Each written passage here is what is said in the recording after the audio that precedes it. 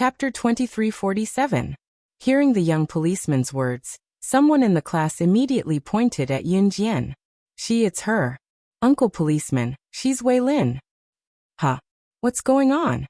No, you're the police comrades who were in charge of the murder case that happened at the academy last night, right? No. Wei Lin didn't do anything. Why are you looking for her? Luo Jiechen quickly defended himself. No, we're just asking her a few questions. The young policeman quickly said after hearing Luo Jiechen's words. Hearing that it was nothing serious, Luo Jiechen heaved a sigh of relief. Yun Jian's eyes moved and she walked out. It was not until Yun Jian left the classroom that the students in the class started making wild guesses.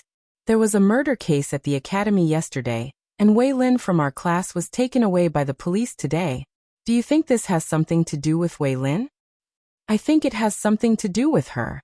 When Wei Lin wasn't here, nothing like this happened in the academy. Once she came, not only did she attract young Master Jun's attention, even young Master Chen from our class has been circling around her. She's like a vixen. That's true. Maybe the death of the classmate who got into trouble is related to Wei Lin. The group of people talked among themselves. At this moment, Yun Jian had already been taken away from the classroom. Yun Jian was directly brought to the crime scene. Yun Jian was brought here because someone pointed out that Yun Jian had a dispute with the deceased 2 days ago. The deceased was none other than Sister Biao, who had touched Ling Qianqian previously and admired Yun Jian. This news made Yun Jian's eyelids move, but she never showed her emotions on her face. After hearing this news, Yun Jian's eyes only moved. Previously, Sister Biao admired Yun Jian, so she did not touch Yun Jian. In the end, during the last self-study period last night, her body was found in the toilet. When Sister Biao was found, her head was submerged in the toilet, and she died of suffocation. The police only asked Yun Jian a few questions before letting her go. When Yun Jian came out, she bumped into Luo Jiejun and the others. That day, Yun Jian and Sister Biao had a conflict because of Ling Qianqian. Luo Jiejun, Hongling, Wei Zhe, and Wei Min were also present, and they were all pointed out. Therefore, the police also questioned them. When she met Luo Jiejun and the others at the outskirts of the interrogation area, Yun Jian did not even bother to entertain them. Her eyes flickered as she suddenly turned to the police officer who had questioned her just now and said, "I'm sorry. Can I have a look at the corpse?" Hearing Yun Jian's words, the policeman was stunned. Then he said in a daze, "The victim died a horrible death. Young lady, are you sure you want to see it? It's better if you don't get involved in this mess.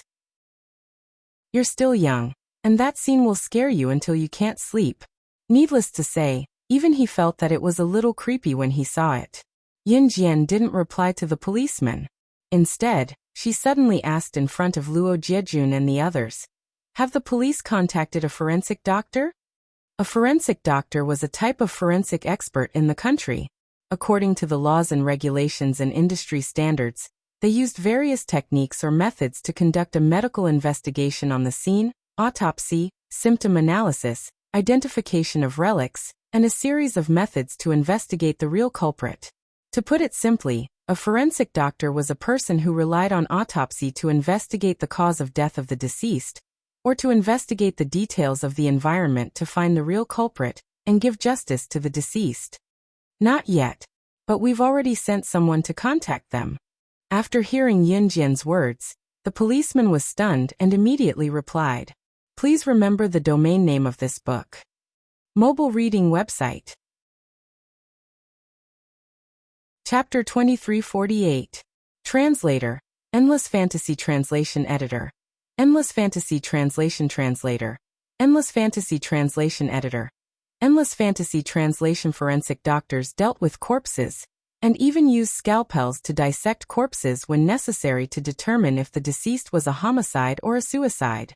Forensic doctors were different from traditional doctors in that they could not treat illnesses or save lives. But in a sense, forensic doctors and doctors had something in common. For example, the courses of forensic science and medical science would overlap in the first few years, but in the later internship, the courses of forensic science students and medical science students would be separated. Forensic doctors dealt with corpses all year round, So when normal people heard the word forensic doctor, they would be shocked and would not want to come into contact with this person. This also caused the number of people who studied forensic medicine to be very small. In the entire Puyuo city, which was a metropolis with a population of millions, there were less than 50 forensic doctors. Those who were good at it were even fewer. Yun Jian, on the other hand, was just the youngest daughter of the Wei family who had just been found. There were rumors that she was one of the 10 portraits on the International Intelligence Platform, and was listed as one of the most untouchable people in the world. But so what? So far, other than Lima's words, there was no evidence. And what was the highest medical institution in the world of international medicine? It was the place where forensic doctors gathered in the entire world. There were very few people in the medical profession, and it was an arduous and thankless job. However, those who were at the top of the world of forensic medicine were highly respected. Once you achieved something in your profession and stood at the top of the world, those who did not think highly of you would change their opinion of you. In the world of forensic medicine, those who could enter the highest medical institution in the world of forensic medicine were undoubtedly people who stood at the top of the world of forensic medicine. Therefore, when Yun Jian finished speaking, everyone was shocked. One must know that a forensic doctor who wanted to enter the highest medical institution in the world had to go through many trials and tests. A normal forensic doctor would need to be at least 30 years old to have the ability to enter the highest medical institution in the world. According to the latest news from the highest medical institution in the world, the youngest person to be specially invited to the highest medical institution in the world was a 28-year-old male forensic doctor. This male forensic doctor was the youngest person in the history of the highest medical institution in the world to be invited to the highest medical institution in the world. And Yun Jian? She was only 18 years old. You. Wei. Lin, or what are you talking about? Our Wei family has never had a forensic doctor. Really? Where did you get this fake ID from? What happened at school yesterday has nothing to do with the Wei family. Don't take it all on our Wei clan. When Wei Min heard what Yun Jian said, she almost blurted out her full name at Yun Jian, but she held it in. Not only did she have to take into account her reputation as a good sister, but she also had to say these words with a fake smile. Wei Min was really quite tired. When the policeman heard Wei Min's words, he was misled by Wei Min, and thought that Yun Jian had a fake ID. Yo, there's even a replica of the International Supreme Forensic Academy seal here. Lin. Son. I really didn't know that you were so capable. As Wei Min spoke, she found a seal at the bottom right corner of Yun Jian's document. When they heard Wei Min say that Yun Jian's ID was fake, Luo Jiejun, Hong Ling, and Wei Zhe naturally had no reason not to believe it. After all, with Yun Jian's age, and her being a special guest of the highest medical institution, no one would believe it even if they said it out loud. However, when Wei Min finished speaking and Luo Jiejun and the others thought that Yun Jian was lying, the policeman suddenly rushed in front of Yun Jian and carefully examined the seal at the bottom right corner of Yun Jian's ID. Just when Wei Min, Luo Jiejun, and the others thought that the policeman would accuse Yun Jian of faking the ID, they saw the policeman speaking to Yun Jian in a very respectful tone. This seal is really personally printed by the president of the highest medical institution in the world. With the assistance of the medical examiner from the highest medical institution in the world, there's no way for anything to go wrong. Mr. Medical Examiner, thank you for your hard work. Translator, Atlas Studios Editor, Atlas Studios. Chapter 2349. Translator, Endless Fantasy Translation Editor. Endless Fantasy Translation, page 1/1. When the police were investigating cases, there would often be cases of unnatural deaths that were suspected to be homicides. At this time, forensic science played a huge role. There were even cases where the deceased would be disguised as suicide. If there was no forensic science at this time, then the deceased would have died unjustly, and the murderer would be free. Forensic science was the source of these cases. That was why forensic science was a very respectable profession. The police officer recognized the seal as he had seen it on the news before. The seal of the International Supreme Court was not something that could be easily imitated by outsiders. For a forensic science that was worthy of respect, the police officer gave Yunjian the highest respect. Hearing this, Yunjian squinted her eyes and nodded. Police officer, how's the investigation of Lin Juyue's case? Yesterday, when Lin Juyue's parents heard the news, they both fainted and were sent to the hospital for emergency treatment. Lin Juyue's father said that if the school and the police did not give him an explanation, he would. So I'm here to ask about the situation. A mature man's urgent voice sounded. Yunjian turned her head and saw a middle-aged man in his 40s standing in front of her. Lin Jiayue was the real name of the deceased, Sister Biao. It was hard to imagine that such a boorish girl like Sister Biao would have such a literary and ladylike name.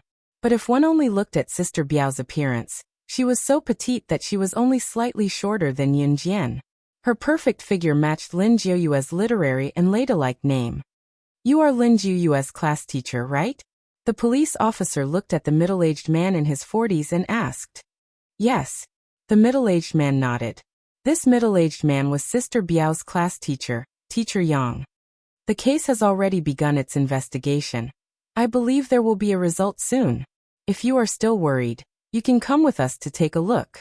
At the same time, you can also provide information about Lin Juyue's current situation and relationships in school. The police officer looked at Teacher Yang and said, Okay. As long as you can find the unpardonable murderer, I will definitely cooperate with you. Teacher Yang listened and quickly nodded. Yes. The policeman nodded at Mr. Yang, then turned to look at Yunjian, and extended his hand to Yunjian. Let me formally introduce myself. My surname is Zhou. You can call me Captain Zhou. I am the person in charge of the investigation of this case. Yunjian didn't reach out, but she nodded. Wei Lin. Seeing Yunjian and Captain Zhou walking toward the crime scene, Luo Jiejun and Wei Min gulped. You guys go back first. I'll follow them and see what's going on. Luo Jiejun couldn't help but retort. With that, Luo Jiejun chased after Yunjian. I'll go too. When Wei Min heard this, she gritted her teeth and quickly followed. When Wei Zhe and Hong Ling saw this, they naturally couldn't just leave on their own, and the two of them chased after him. The crime scene is right in front of us. The victim was found in the girls' toilet on the west side of the school. As far as we know, during the last class of the evening self-study period, the victim asked for leave from the teacher to go to the toilet because she needed to pee. Later, the victim's head was found soaked in the toilet pit. It's suspected that she was soaked in the water in the toilet pit and suffocated to death. Captain Zhou took the lead and led Yunjian in that direction, talking as they walked. Captain Zhou paused and said, The body is still in the girls' toilet on the west side of the school. Because it's suspected to be a homicide, the crime scene hasn't been changed in order to investigate the case thoroughly. After hearing Captain Zhou's words, Yunjian only responded softly. At this time, Luo Jiejun had already taken the lead and ran to Yunjian's side. He was a little out of breath from running. After grabbing a handful of his short black hair, Luo Jiejun spoke to Yunjian. Can you do it? A forensic doctor has to face a corpse. You're a girl, aren't you afraid? No matter what. Yunjian was just an 18-year-old girl in the prime of her youth. Moreover, although Yunjian had shown extraordinary strength in front of everyone before, she had never killed or seen a dead person in public. Therefore, Luo Jiejun was very doubtful. After hearing Luo Jiejun's words, Yunjian, whose path was blocked, stopped in her tracks. She coldly looked at Luo Jiejun with contempt and said indifferently, I've killed more people than you've peed in your entire life. Do you think a corpse can scare me? Translator, Atlas Studios Editor, Atlas Studios. Chapter 2350. Page 1/1. Pee that has been spilled. These 4 words stunned everyone present. Logically speaking, such words coming out of the mouth of an 18-year-old girl would more or less carry a trace of awkwardness, unnaturalness, rudeness, and shamelessness. But when these words came out of Yunjian's mouth, there was no sense of contradiction at all. However, what made Luo Jiejun, Wei Min, Wei Zhe, and Hong Ling, who had caught up with them, suddenly stunned was not the metaphor of these 4 words, but, had she, Yunjian, killed someone before? Even Captain Zhou couldn't help but raise his eyebrows in surprise when he heard Yun Jian's words. It's just a joke. Ignore them. When everyone present heard Yun Jian's words and felt shocked and terrified, Yun Jian's voice sounded again. These words were directed at Captain Zhou. Haha. Although the girl was young, she was still a forensic doctor at the International Supreme Court of Forensic Medicine. If she was really afraid of corpses, she would not have been able to enter the International Supreme Court of Forensic Medicine. You youngsters, if you're afraid, then don't come in. The victim's death was so tragic that I'm afraid it'll leave you with a shadow. Hurry up and leave. Captain Zhou was a very upright police officer. Before he brought Yun Jian into the crime scene, he waved at Luo Jiejun and the others. She's not afraid and neither am I. I'll go in with you. Luo Jiejun couldn't help but refuse. I want to go too. When Wei Min saw that Luo Jiejun wanted to go in, she also spoke up. Yun Jian ignored Luo Jiejun and the others. She followed Captain Zhou and quickly entered the crime scene. Of course, before entering the crime scene, Captain Zhou gave Yun Jian a set of forensic tools. At that time, Yun Jian walked into the toilet and put on a pair of sterile gloves. Although Mr. Yang was also a little scared, he still followed them into the toilet. At this moment, Yun Jian was walking at the front. She didn't panic at all when she saw the corpse. As for Wei Min, Hongling, and Wei Zhe, they followed closely behind Luo Jiejun. Luo Jiejun's forehead also broke out in cold sweat, but when he saw that Yun Jian was not afraid at all, he gritted his teeth and pretended not to be afraid at all, and continued to follow her. Captain Zhou had already seen Sister Biao's corpse, so he was not afraid or flustered at all. By then, everyone had already arrived at the toilet pit where the corpse was found. The few people present suddenly saw a corpse lying not far away.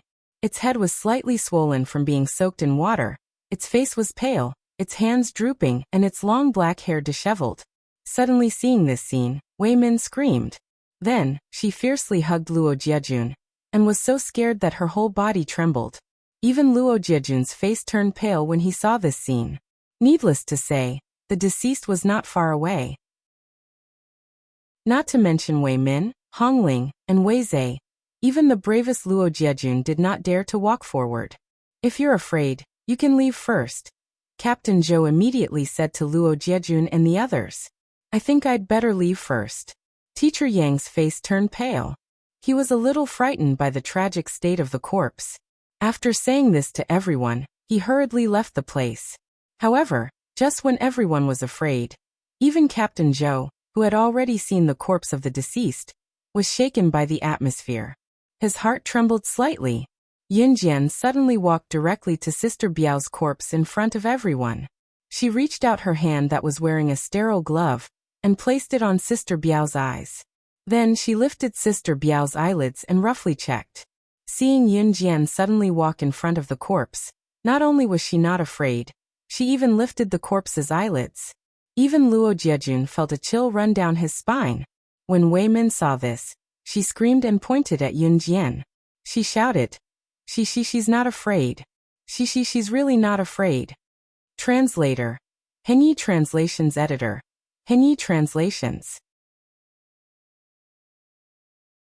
Chapter 2351. Wei Min's chattering made Yun Jian frown. She scanned the floor before standing up and speaking to Captain Zhou. Send the body to the autopsy room and ask the parents if they're willing to let me do the autopsy. This is the fastest way to find out the truth. Even if someone died in an accident or was suspected to be a homicide or suicide, the forensic doctor would still need to seek the consent of the deceased's parents before he could do the autopsy. Okay. Captain Zhou responded, and went out to get a few people to send the body to the autopsy room. He then sent someone to the hospital to ask about Sister Biao's parents. Yun Jian was already walking out of the washroom. Taking 2 steps, she glanced at Wei Min from the corner of her eyes and said coldly, Shut your mouth and get away from me. Otherwise, I'll dissect you too. Hearing Yun Jian say that she would dissect her too, Wei Min was so scared that her face turned pale. She leaned on Luo Jiejun and said to Yun Jian, Lin, how can you talk to your sister like that? I don't want to be a burden to you, but I can't shut my mouth. Wei Min grabbed Luo Jiejun's hand and said to Yun Jian innocently. However, just as she finished speaking, Yun Jian ignored Wei Min and walked out. Seeing this, Wei Min was furious in her heart. However, she still smiled at the few people present with a calm expression. I'm fine. I'm afraid that my sister can't handle it alone, so I came in with her. It's fine. Let's continue to follow her. I'm afraid that she'll be bullied. She made it sound like Wei Min was only following Yun Jian because she was worried about Yun Jian's safety. Min'er, you're such a good sister. Your sister already said that about you, but you're still not angry. Hearing Wei Min's words, Hong Ling was really fooled by Wei Min's appearance. She immediately flipped her short red hair and said to Wei Min.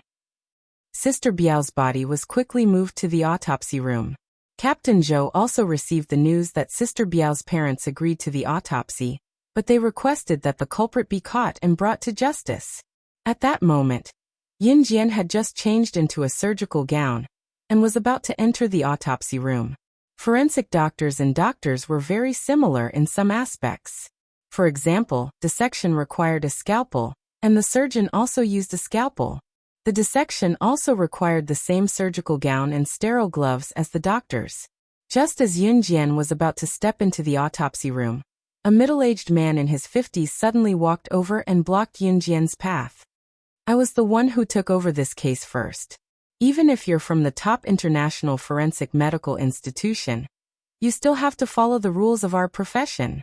The middle-aged man walked up to Yun Jian and said loudly.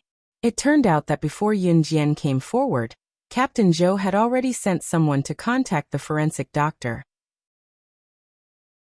In the end, as soon as they agreed to help Yun Jian, the people on the other side had also successfully contacted the forensic doctor.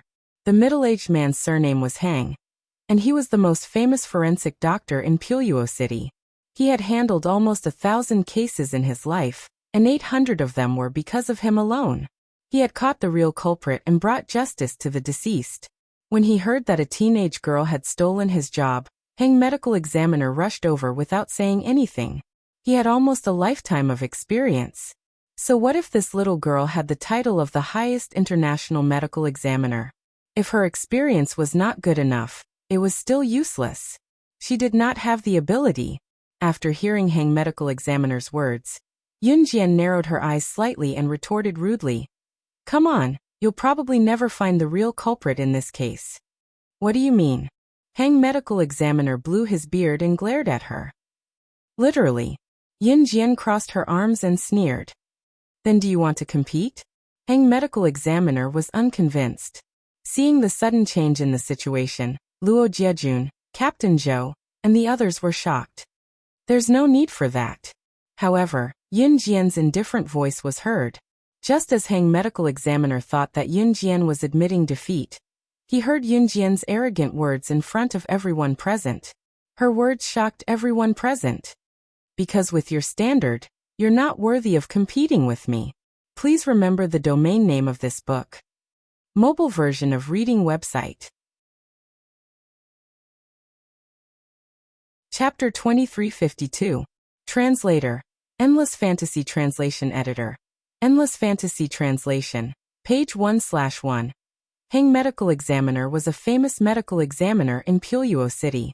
He had handled almost 1,000 cases and successfully found the real culprit in 800 cases. He was the one who brought justice to the deceased. This was because Hang medical examiner's observation was meticulous and could find clues from the scene of the crime. From these clues, he could solve the case completely. Whenever there was a trace of the murderer at the crime scene, Hang medical examiner would be able to see through it. Therefore, Hang medical examiner was very famous in Country Z's legal medical field.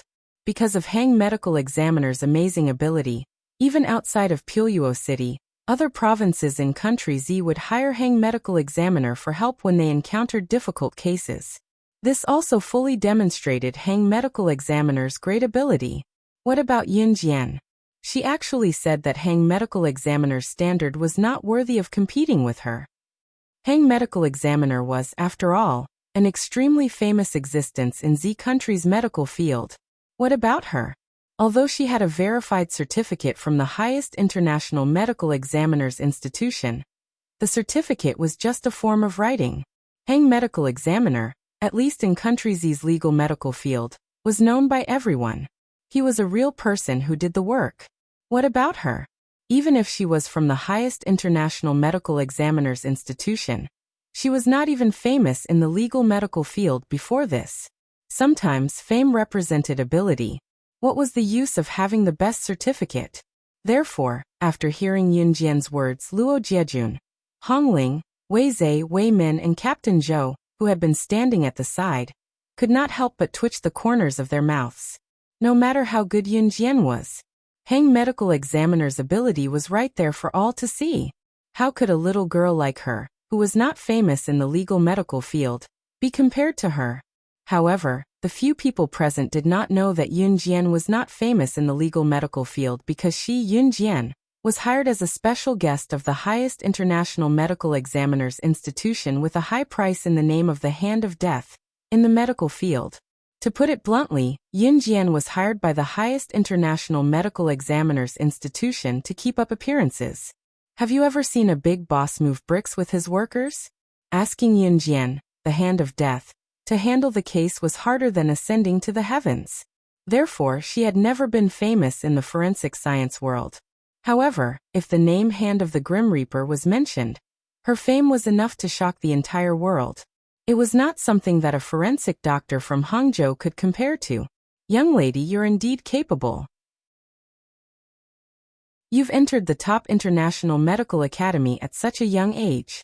I don't know if I have any hope of entering that place in my lifetime, but in terms of strength and experience, I'm not inferior to you. We'll know who's better once we compete. Otherwise, I think you don't even dare to compete with me. The one who doesn't deserve to compete with me is you. Dr. Hang was also a very stubborn person who refused to admit defeat. After hearing Yun Jian's words, he used the same words to refute her. If Hang medical examiner flinched, Yun Jian would look down on such a person.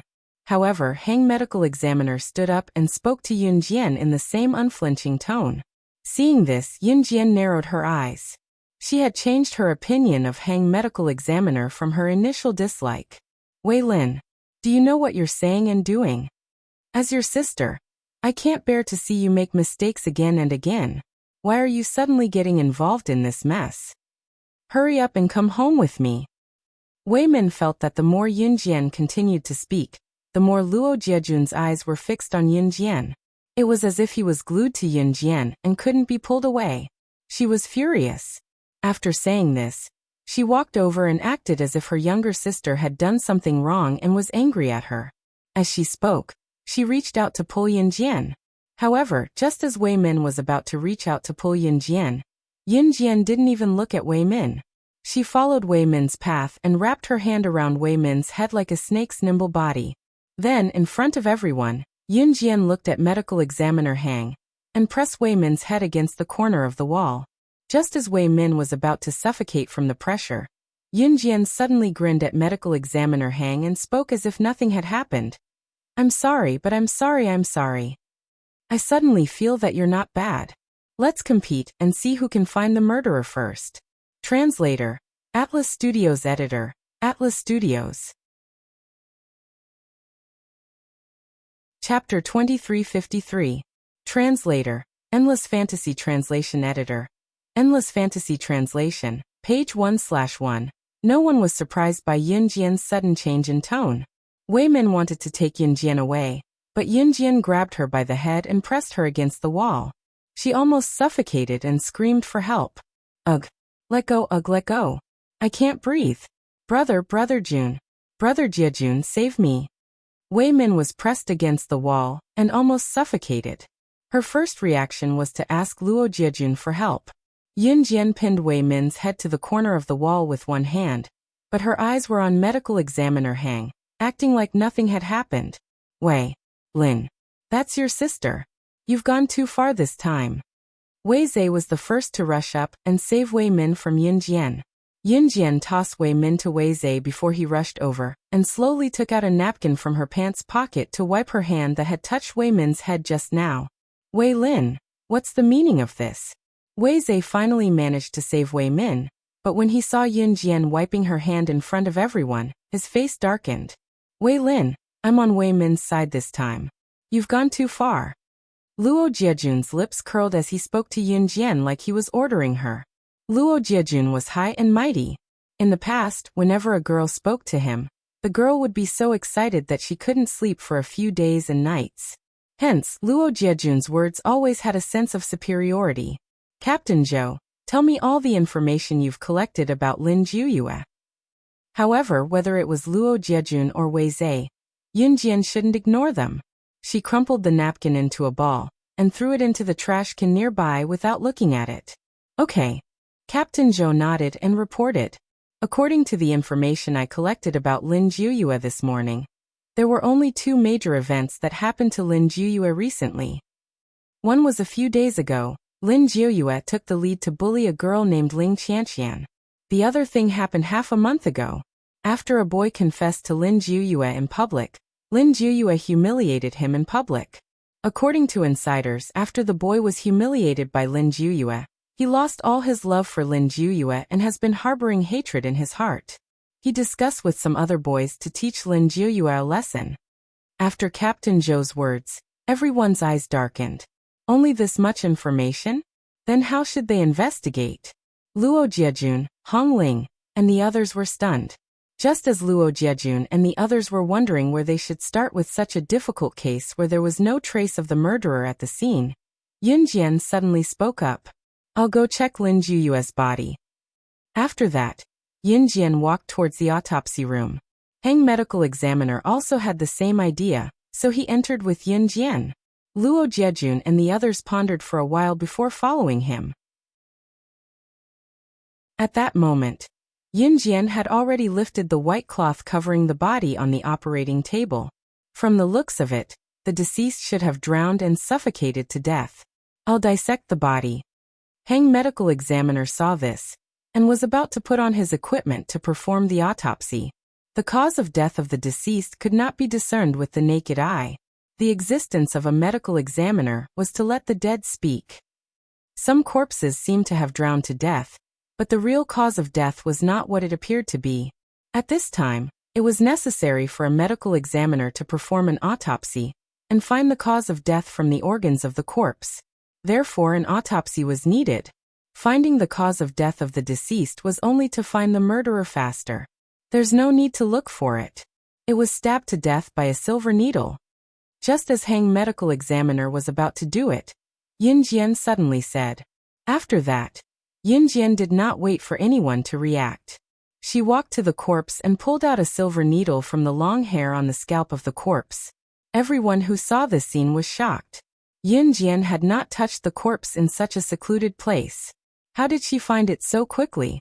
Even Hang medical examiner was stunned. However, just as everyone was shocked, Yun Jian curled her lips. She stared at the extremely difficult to find silver needle and said something that made everyone's eyes twitch fiercely. Only a professional can use the strength of their hands to stab an extremely thin silver needle into the top of a person's head. This move is the basic course of an assassin's organization. Top reading website, M. Chapter 2354.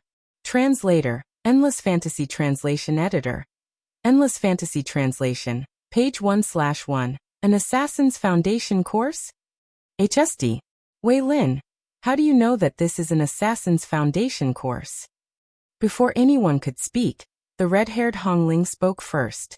After Hong Ling finished speaking, everyone stared at Yun Jian, as though they wanted to get an answer from Yun Jian. Hong Ling's words were what many wanted to ask. However, Yun Jian did not reply. She glanced to the side and continued. For those who have joined an assassin's organization, this is a compulsory foundation course. However, it does not exclude those who have learned it on their own. From the crime scene, I deduced that the victim was abducted on the way to the toilet, and was then forcefully dragged into the toilet. At this point, Yun Jian paused for a moment before continuing. There are obvious footprints at the entrance of the toilet. A normal person's footprints should not be all over the entrance. I have already compared the footprints on the victim's shoes with the footprints at the entrance of the toilet. There is no doubt that it is the victim's footprints. Besides the victim's footprints, there is another person's footprints all over the entrance of the toilet. Obviously, Those footprints belonged to the murderer. Just from the footprints left behind by the victim at the entrance of the toilet, Yunjian deduced that the victim was dragged into the toilet halfway. When everyone heard this, they were stunned. Yunjian's observation was too detailed. No one would have thought of such details.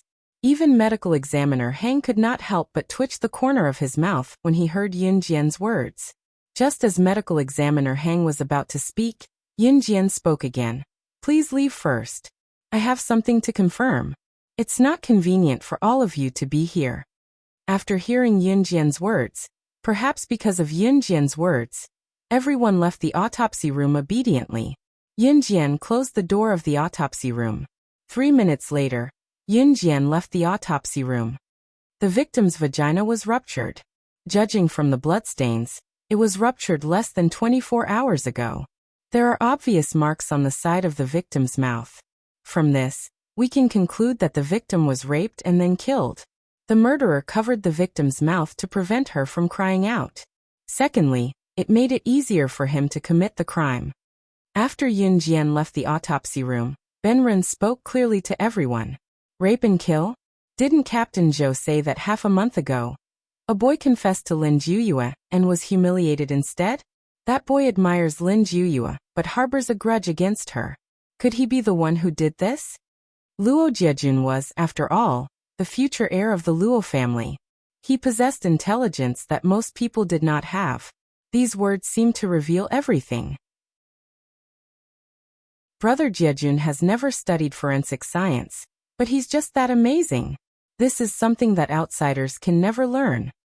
Wei Min, who had been pressed against the wall by Yunjian and almost suffocated, could not help but praise Luo Jiejun. However, Luo Jiejun ignored Wei Min. He turned to look at Captain Zhou and said, Captain Zhou, should we detain the suspect now? Luo Jiejun's words made a lot of sense to everyone present. Even Hong Ling and Wei Zhe felt that Luo Jiejun's analysis at this moment was comparable to Yunjian's. Medical examiner Hang stood aside, speechless. However, just as everyone was thinking this, Yunjian suddenly said, I already know who the murderer is. Captain Zhou, get ready to arrest him. As soon as these words came out, everyone present was dumbfounded. Medical examiner Hang was even more stunned. After being stunned for a moment, he looked at Yunjian and asked with a changed expression, What? You already know who the murderer is? The complexity of this case is probably comparable to an S-rank mission. How long have you been on this mission? You already know who the murderer is. Translator, Atlas Studios Editor, Atlas Studios. Chapter 2355. Translator, Endless Fantasy Translation Editor. Endless Fantasy Translation, page 1/1. The S-level missions in the forensics world were the same as those in the assassin world. SSS level missions, S-level missions, A-level missions, B-level missions from the big to the small. S-level missions were considered extremely difficult. As for SSS level missions, they only had a 5% success rate. Lin Juyue's death was a complete mystery. The murderer must be a habitual offender who had erased all traces of the crime scene. Such a mission was considered an S-level mission, at least in the forensics world. For others, even at their fastest speed, it would take them several months to solve an S-rank mission. To be able to solve it, it would be considered impressive. But what about Yunjian? How long had it been since she took over the mission? Did she already know who the murderer was? While everyone was still in shock, the group had already followed Yunjian to Sister Biao's classroom. The boy who confessed to the victim was also in the victim's class. Could he really be the murderer? According to the investigation, the boy who confessed to the victim was not in the classroom on the day of her death. It was said that he had applied for leave. Captain Zhou suddenly spoke when they were about to reach Sister Biao's classroom. Yunjian did not reply to his question. When they reached the classroom, Miss Yang, the homeroom teacher of Sister Biao's class, came out to receive them. Miss Yang was in class at the moment. When she saw Yunjian and the rest, she hurried over to ask, How is it? Did you find the murderer? There were no surveillance cameras near the toilets of the Imperial Academy. This was also the reason why the murderer could not be found. Miss Yang was obviously very concerned about her classmate's death. After all, she was the homeroom teacher and had to take responsibility. It's still under investigation. Can we enter the classroom to take a look? Captain Zhou asked. Of course, please. Mr. Yang had just finished his sentence when he heard a voice. No need to enter the classroom. Yin Jian's voice suddenly rang out. What was she up to again? Hearing this, Wei Min and the rest's faces flashed with displeasure. However, just as Wei Min was thinking this, Yin Jian had already looked straight at Miss Yang in front of everyone. You were not there on the night of the incident. Yeah, last night's self-study session wasn't my class. Mr. Yang nodded. So after killing Lin Jiuyue, you framed everything on the boy who confessed to Lin Jiuyue half a month ago. Do you really think that no one knows what you've done, Teacher Yang? Yin Jian narrowed her eyes, looked at Teacher Yang, and suddenly said. As soon as these words were spoken, everyone present was stunned. What are you talking about? Mr. Yang was also stunned. He looked at Yin Jian and said in a daze. You are indeed very capable. You destroyed all the evidence at the scene, but from the beginning, your expression told me everything. Yin Jian ignored Mr. Yang's rebuttal and continued speaking. Upon hearing Yin Jian's words, Teacher Yang suddenly laughed coldly. After that, Mr. Yang stopped arguing. He reached out and tore off the human skin mask on his face. Then in front of everyone present he said, Haha, so what? That's right, I'm not that idiot Yang Jihong. That fool had already gone to hell. But even if you found out about me, what can you do? Before I retired, I was an ace assassin in the International Underground Assassin Organization. I'm already very surprised that you were able to find out that it was me who did it. But if you want to capture me with just your group of trash, then you're all delusional. What police, what medical examiner? In my hands, you're just a group of small fries. Mr. Yang suddenly changed his face and claimed to be an ace assassin in the Underground Assassin Organization. This identity scared Luo Jiejun and the others. Captain Zhou and medical examiner Heng were not in a hurry to turn back. Assassin. And he was an ace assassin in the underground. Everyone present was scared by this change and took 3 steps back. However, just as everyone's face changed and kept retreating, Yun Jian, who stood in the same place without moving, suddenly raised her eyes. That pair of deep black eyes was now stained with a trace of blood red. Then she looked at Teacher Yang, and suddenly curled her lips into a cold smile. Then, in front of everyone present, she said to Teacher Yang, a sentence that shocked everyone present. Ace assassin in the underground? Which organization are you from? How dare you be so arrogant in front of me? Do you know, when I was in the assassin and secret agent world, you didn't even know what I was. Translator, Atlas Studios editor, Atlas Studios. Chapter 2356. Translator, Endless Fantasy Translation Editor. Endless Fantasy Translation, page 1/1. Once Yun Jian said that, everyone's eyes widened in shock as they bulged out of their sockets. What did she say? When she was in the world of assassins and secret agents. To be able to say something like that, it meant that Yun Jian was an assassin and secret agent. She had also been in the world of assassins and secret agents. Then her true identity was, little brat, are you even 18 years old? You want to compare who has been in the world of assassins and secret agents for longer? I've been in the world of assassins for 30 years. In terms of experience and ability, I'm definitely not weaker than you. Teacher Yang heard Yun Jian's words and refuted Yun Jian loudly before anyone could react. His words were equally arrogant, but there was a confidence in his words that no outsider could imitate. In Teacher Yang's opinion, Yun Jian was at most an 18-year-old girl. In his words, she hadn't even grown her hair yet. Yet she dared to say something like, when I was in the world of assassins and secret agents, you didn't even know what you were. Wei Lin, don't be stubborn. This matter is no longer something we can interfere with. Come back quickly. Let's leave this matter to the police. Luo Jiejun saw Yun Jian standing in front of Teacher Yang, and was afraid that Teacher Yang would hurt Yun Jian. He quickly spoke up and tried to call Yun Jian back. Yes. Come back quickly. You're a genius in the world of forensic medicine. You've already completed your mission the moment you found the murderer. I've already contacted the Puyo City Armed Police Force. I believe that the armed police force will be here soon to assist us in apprehending the murderer. You don't have to interfere with the rest of the matter. Captain Zhou and Luo Jiejun used the same tone to speak to Yunjian. In fact, Yunjian's words about being a secret agent and a member of the assassin world were just a bluff from Captain Zhou and Luo Jiejun's point of view. Yunjian purposely lied to Teacher Yang. Seeing that the situation wasn't right, Yunjian still dared to speak to Teacher Yang in such a tone. If Yunjian didn't retreat in the next second, she would definitely lose her life here. Teacher Yang suddenly chuckled. That slut Lin Jiaoyue refused to be my woman and even scolded me for being the scum of society. She said that I would go to hell sooner or later. TSK, look for yourselves, that's what happened to her. But you little brat actually dare to use such a tone to talk to me. Do you want to end up like that bitch Lin Jiaoyue? Teacher Yang spoke in a slow and leisurely tone, giving off a sense of leisure and laziness. At this point, Teacher Yang cast a sidelong glance at Yunjian and continued speaking in front of everyone. TSK, seeing how pretty you are, I really can't bear to kill you, but, Teacher Yang. When he said this, he suddenly paused. His black eyes were originally staring at the ground. In the next second, he didn't continue speaking.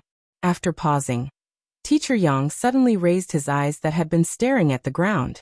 At that moment, he was already charging towards Yunjian like a bolt of lightning.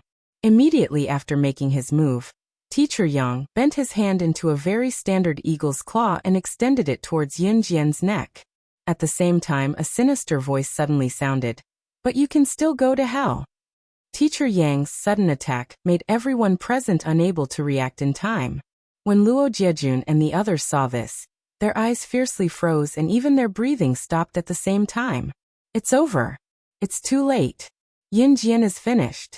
That kind of fast killer move. If one hadn't been in the assassin world for more than 10 years, they wouldn't have been able to withstand it.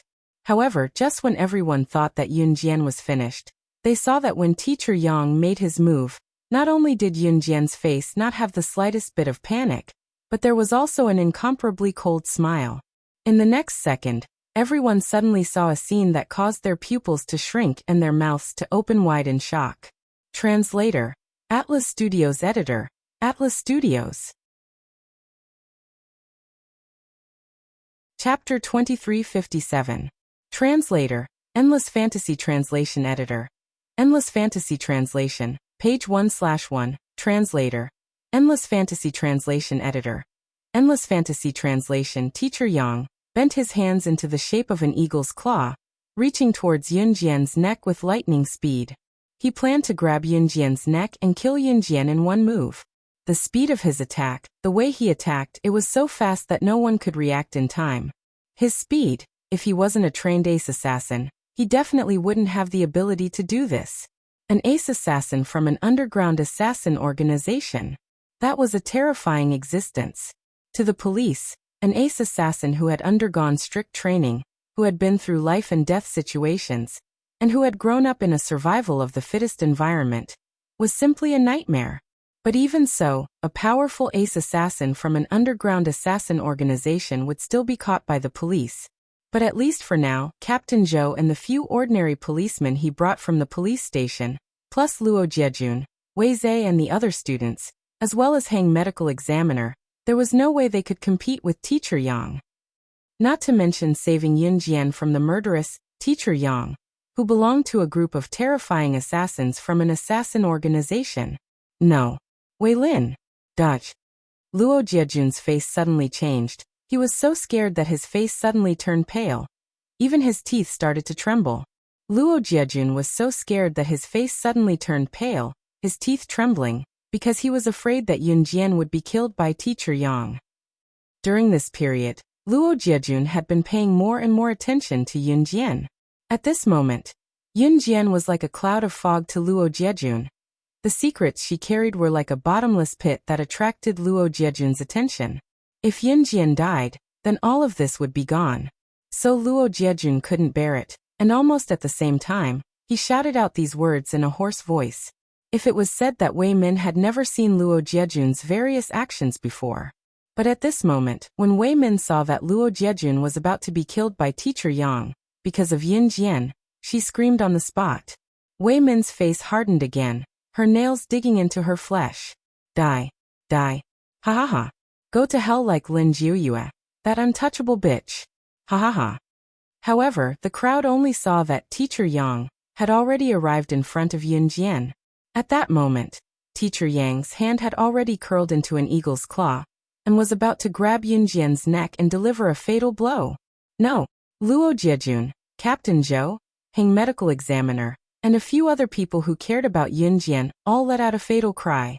Just as the crowd screamed and closed their eyes in despair, waiting to see Yin Jian's neck snapped with a crack after Miss Yang grabbed her and killed her on the spot, Yin Jian's face suddenly turned pale. All the others saw was a flicker in Yin Jian's eyes. The next moment, just as Teacher Yang's hand was about to reach Yin Jian leaned to the side and dodged Teacher Yang's attack. Then in a flash she appeared behind Teacher Yang. Even Teacher Yang did not have time to react at this speed. Everyone was shocked, but Yin Jian hooked Teacher Yang with her leg and tripped him. The moment Teacher Yang was tripped and fell to the ground, the two butterfly knives in her hands flew out. The saber flashed in an instant and slashed through the meridians of Mr. Yang's wrists and ankles at the speed of lightning. Poof! Blood splattered everywhere. The blood drew a curve in the air and sank into the dust on the ground. This speed was so fast that Teacher Yang did not even have time to react. It was so fast that everyone present widened their eyes. Ah! Teacher Yang's scream suddenly rang out. In the next second, Yin Jian stepped on Mr. Yang from the back and sneered at him in front of everyone. Mr. Yang, you're the one who's being bullied. I already said that when I was in the assassin and secret agent world. You didn't even know what you were. Crippling your limbs. In the past you were barely considered something, but now you're a complete piece of trash. Translator. Atlas Studios Editor. Atlas Studios. Chapter 2358. Page 1/1. Yin Jian's action of using the butterfly knife to cut Teacher Yang's limbs was completely different from ordinary people cutting their wrists and ankles. These 4 slashes were fast, accurate, and ruthless. It looked like a random cut, no different from a cut on the skin. However, everyone in the circle of assassins and secret agents knew that this was definitely a move that the assassin organization would pass on to the assassin secret agent when the assassin secret agent was trained to the peak state. If this move wasn't executed properly, it could even lead to one's death. In order to execute this move, one must be familiar with the use of the butterfly knife, coupled with nimble movements, and a series of continuous movements. More importantly, Yin Jian's seemingly random 4 slashes were actually aimed at the vital points. 4 slashes, just 4 slashes. These 4 slashes had actually severed the meridians of Teacher Yang's left and right hands. In other words, Teacher Yang would never be able to lift his hands or walk with his feet. His hands and feet were completely and utterly crippled. The screaming Teacher Yang was now paralyzed on the ground. He looked at Yin Jian in horror, his face no longer having the arrogance he had when he was shouting at Yin Jian. That move just now. That move was indeed a killer move from an assassin organization. Moreover, it was one of the most difficult killer moves to learn among the killer moves. As far as I know, there are no more than 10 people in this world who know how to use the same move as you did just now. Who are you? Mr. Yang, who was paralyzed on the floor, did not even care about the pain of his limbs being crippled. His eyes rolled up and his eyes were wide as he stared at Yin Jian, like he was trying to find an answer from her face. You can take him away now. You can interrogate him however you want. Also for this mission, please erase the record of my assistance. Thank you. Yin Jian didn't say anything else. She inserted the 2 butterfly knives into her thighs, then turned and left after speaking to Captain Zhou. If your assistance is reported, it will be recorded as a great merit. Are you sure you want to erase the record of your assistance, and even the main person who succeeded in this mission? Captain Zhou couldn't help but ask when he saw Yin Jian turn and leave. Erase it. Unexpectedly, Yin Jian didn't even stop. She left these 2 simple words and left. For a forensic doctor, fame was more important than anything else. Successfully solving a case wasn't just a monetary reward for a forensic doctor. It was also a rise in fame. Only with a rise in fame would you be able to get more cases in the future, and more people would hire you to solve cases. When Hang's medical examiner heard Yunjian's reply, he was stunned. He finally understood. Why was Yunjian, a person who was invited as a special guest by the top international medical institution, not at all famous internationally? That was because she had solved the case and didn't care to leave her name. This result stunned Hang's medical examiner. It also made Luo Jiejun and the others gulp hard. If an ordinary person had Yunjian's ability to solve a case, they would have bragged to the heavens. But what about Yunjian? She actually asked to erase her record and didn't ask for credit? Luo Jiejun looked at Yunjian's departing footsteps and pondered. She was really getting more and more charming. Top reading website, M. Chapter 2359. A few days later, after Captain Zhou arrested Teacher Yang, the results of the case were out. That day, Yunjian had just arrived at the classroom when her desk mate, Luo Jiechen, rushed into the classroom and told Yunjian about the gossip he had heard over the past few days. Wei Lin, did you know? The results of the case that was solved 2 days ago are out. I didn't expect the police to be so powerful. They solved the case in just 2 days. Take a guess. Lin Juyue's death. Who did it? Luo Jiechen didn't know what happened that day. He thought that Yunjian didn't know anything, so he asked Yunjian in a suspenseful tone. Who? Yunjian knew it was intentional. At that, Luo Jiechen looked at Yunjian with a grin that said, "You don't know about this, do you?" and spoke. "I knew you wouldn't be able to guess. Hee. The truth is out. It was Lin Juyue's homeroom teacher who did it." Lin Juyue's real homeroom teacher, Yang Jihong, was already dead. The person who pretended to be Lin Juyue's homeroom teacher was an ace killer. He was amazing, but he was still caught by the police. As expected of our Z country's armed police force. They're amazing. The real reason why Teacher Yang killed Lin Juyue was because Lin Juyue was bold and unrestrained, but she fell in love with Yang Jihong, who was already married at that time. He was Lin Juyue's real homeroom teacher. Teacher Yang originally lived as an ordinary person. He once met Lin Juyue by chance and confessed to her that he wanted her to be his mistress. Lin Juyue refused, so Teacher Yang killed Yang Jihong in revenge and pretended to be Yang Jihong to trick Lin Juyue into going to the toilet. But who knew that Lin Juyue found out that Yang Jihong was disguised by Teacher Yang, so she wanted to run away. In the end, she was dragged to the toilet by Teacher Yang. After a round of violence, Teacher Yang killed Lin Juyue with a silver needle with a perverted mind of revenge. He then pretended that Lin Juyue had committed suicide by soaking her head in the toilet. Everything was settled. It could only be said that Lin Juyue was very unlucky to have met Teacher Yang, an ace assassin from an assassin organization. Sometimes, when a person's luck starts to deteriorate, you can't stop it. You can even choke to death while drinking water. That's how it works. On this day, Yunjian went to the school cafeteria for breakfast. She really wanted to eat sauerkraut today, so she brought some sauerkraut and gave it to the cafeteria auntie to add into the stir-fried noodles. After that, he placed the fried noodles in front of a table and sat down to eat. It was really strange. These days, her appetite was getting bigger and bigger. In the past, Yunjian's appetite was not small, but now her appetite was 3 times as much as before. Therefore, Yunjian's bowl of fried noodles was equivalent to 3 bowls of ordinary fried noodles. It was Yunjian who deliberately asked the cafeteria auntie to prepare 3 servings. Damn, Wei Lin, you're eating so much again. Luo Jiechen stepped on the stool and jumped onto it. He sat on the stool, holding a lunchbox that was 1/3 the size of Yunjian's stir-fried noodles. He stared at her in a daze. Yunjian responded softly and continued to eat her noodles. At this moment, Luo Jiejun, Wei Zhe, Wei Min, and Hong Ling just happened to walk past the table where Yunjian and Luo Jiechen were sitting. At this moment, Luo Jiechen was looking at Yunjian with great interest. When Luo Jiejun and the others walked past Yunjian, Luo Jiechen suddenly said to Yun Jian.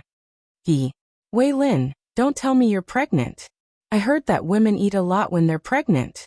And to be able to eat 3 times more than ordinary people. This means that there are 2 in your stomach.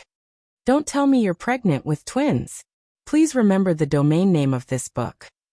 Mobile reading website. Chapter 2360. Luo Jiechen was grinning as he said this, his face full of ridicule. As he spoke, his deep black eyes seemed to stare at Yun Jian's stomach that wasn't bulging, and he was all smiles. Suddenly hearing Luo Jiechen's words, Yun Jian's hand that was holding the stir-fried noodles suddenly paused. Jiechen, what nonsense are you talking about? You're usually ignorant and incompetent in the academy, hanging out with your hooligan friends every day. I don't care about you anymore. But what kind of nonsense are you spewing out of your mouth? Wei Lin is still a pure and innocent girl. She hasn't even had a boyfriend. How could she be pregnant? Luo Jiejun had just walked past Yun Jian and Luo Jiechen when he suddenly heard Luo Jiechen's words. Luo Jiejun stopped almost at the same time, turned around and scolded Luo Jiechen. Luo Jiejun suddenly stopped and said such words to his younger brother Luo Jiechen. This action shocked everyone present. Needless to say, Luo Jiejun was paying more and more attention to Yun Jian now. He was just passing by, but when he heard Luo Jiechen's words, Luo Jiejun immediately stopped and scolded his own younger brother in such a tone. And it was because of a girl. This was something that had never happened before. No, brother, can't you tell? I'm just joking with Wei Lin. We usually joke around too. If you don't believe me, you can ask Wei Lin. Luo Jiechen was so scared that his face trembled, and he quickly waved his hand and pointed at Yun Jian. Wei Lin, don't you think so? Luo Jiechen looked at Yun Jian with an expression that begged her for help, and his hands were begging for help. He didn't want his big brother to complain to his dad. Yun Jian responded softly, then she picked up the pickled cabbage stirred in the stir-fried noodles, chewed it, and continued to eat. Yun Jian didn't think that she was pregnant. She used to eat a lot, and recently, she didn't feel like vomiting anymore, so it obviously wasn't a sign of pregnancy. Moreover, even if she was really pregnant, she definitely wouldn't let Luo Jiejun and the others know. Luo Jiejun, Wei Min, and the others had their own thoughts when they saw that Yun Jian was too lazy to say anything else after replying. Not long after, Yun Jian finished her meal and left. From the beginning to the end, she did not pay any attention to Luo Jiejun, Wei Min, and the others. Captain Zhou came to see Yun Jian for the last time. He brought Yun Jian the last news about Sister Biao, who was also Lin Jiuyue. Lin Jiuyue's family was very wealthy. Her family's cash flow was enough to buy 10 of the largest and most expensive private helicopters in one go. Men tend to be fickle when they have money. Lin Jiuyue has a father who has multiple wives. Modern society didn't allow polygamy. Lin Jiuyue's biological mother died early, and her stepmother married her father. Lin Jiuyue's father also kept as many as 10 female students or mistresses in their 20s. Later, Lin Jiuyue's father simply brought his mistress and the children they had outside home to live together. Only one wife could register a marriage certificate. However, the country didn't stipulate that one couldn't keep mistresses, nor did it stipulate that everyone couldn't live together. Lin Jiuyue's father had many sons and daughters, so it didn't make much of a difference. Moreover, Lin Jiuyue's father favored boys over girls. Because Lin Jiuyue was a girl, he had always disliked her. Lin Jiuyue grew up in such a family. She was bullied by her half-siblings and her father's mistresses since she was young. She grew up without any sense of existence, so she yearned to become stronger. It was also because of this that she began to madly learn taekwondo, judo, and so on just to become stronger. She wanted to be like a well-liked boy, and she wanted her only biological father to pay attention to her. In school, she bullied others because she wanted people to pay attention to her. All of this was recorded in Lin Jiuyue's codebook. Captain Zhou handed the last page to Yun Jian and said, "This codebook should be the deceased's diary when she was alive. You're mentioned in it." Yun Jian took it and flattened the pages of the codebook. She saw that the last page of Lin Jiuyue's diary was written on it. Not long ago, I saw Ling Qianqian despising her father in the market again. Her father was poor and sold vegetables in the market, but her father was really good to her, so good that it made me envious. When can my father be like her father and care about me a little more? Even if it's just a little more. Even if our family is as poor as her family, or even poorer, it doesn't matter. I have hands and feet. I can support my father and myself. I don't care about money. I just want to live with my parents. So when I saw Ling Qianqian, I couldn't help but want to bully her. I want her to understand that she should treat her father better, even if her father is just a farmer who sells vegetables. Oh, by the way, I met a very beautiful girl today. She has a strong aura and is very domineering. She's my type. She saved Ling Qianqian from my hands. I heard that her name is Wei Lin, the youngest daughter of the Wei family who just returned to the Wei family. She was also bullied by her sister Wei Min, but she's so powerful.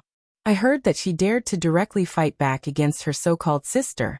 If I can be as powerful as her one day, then I won't be bullied by them. I really want to be friends with her.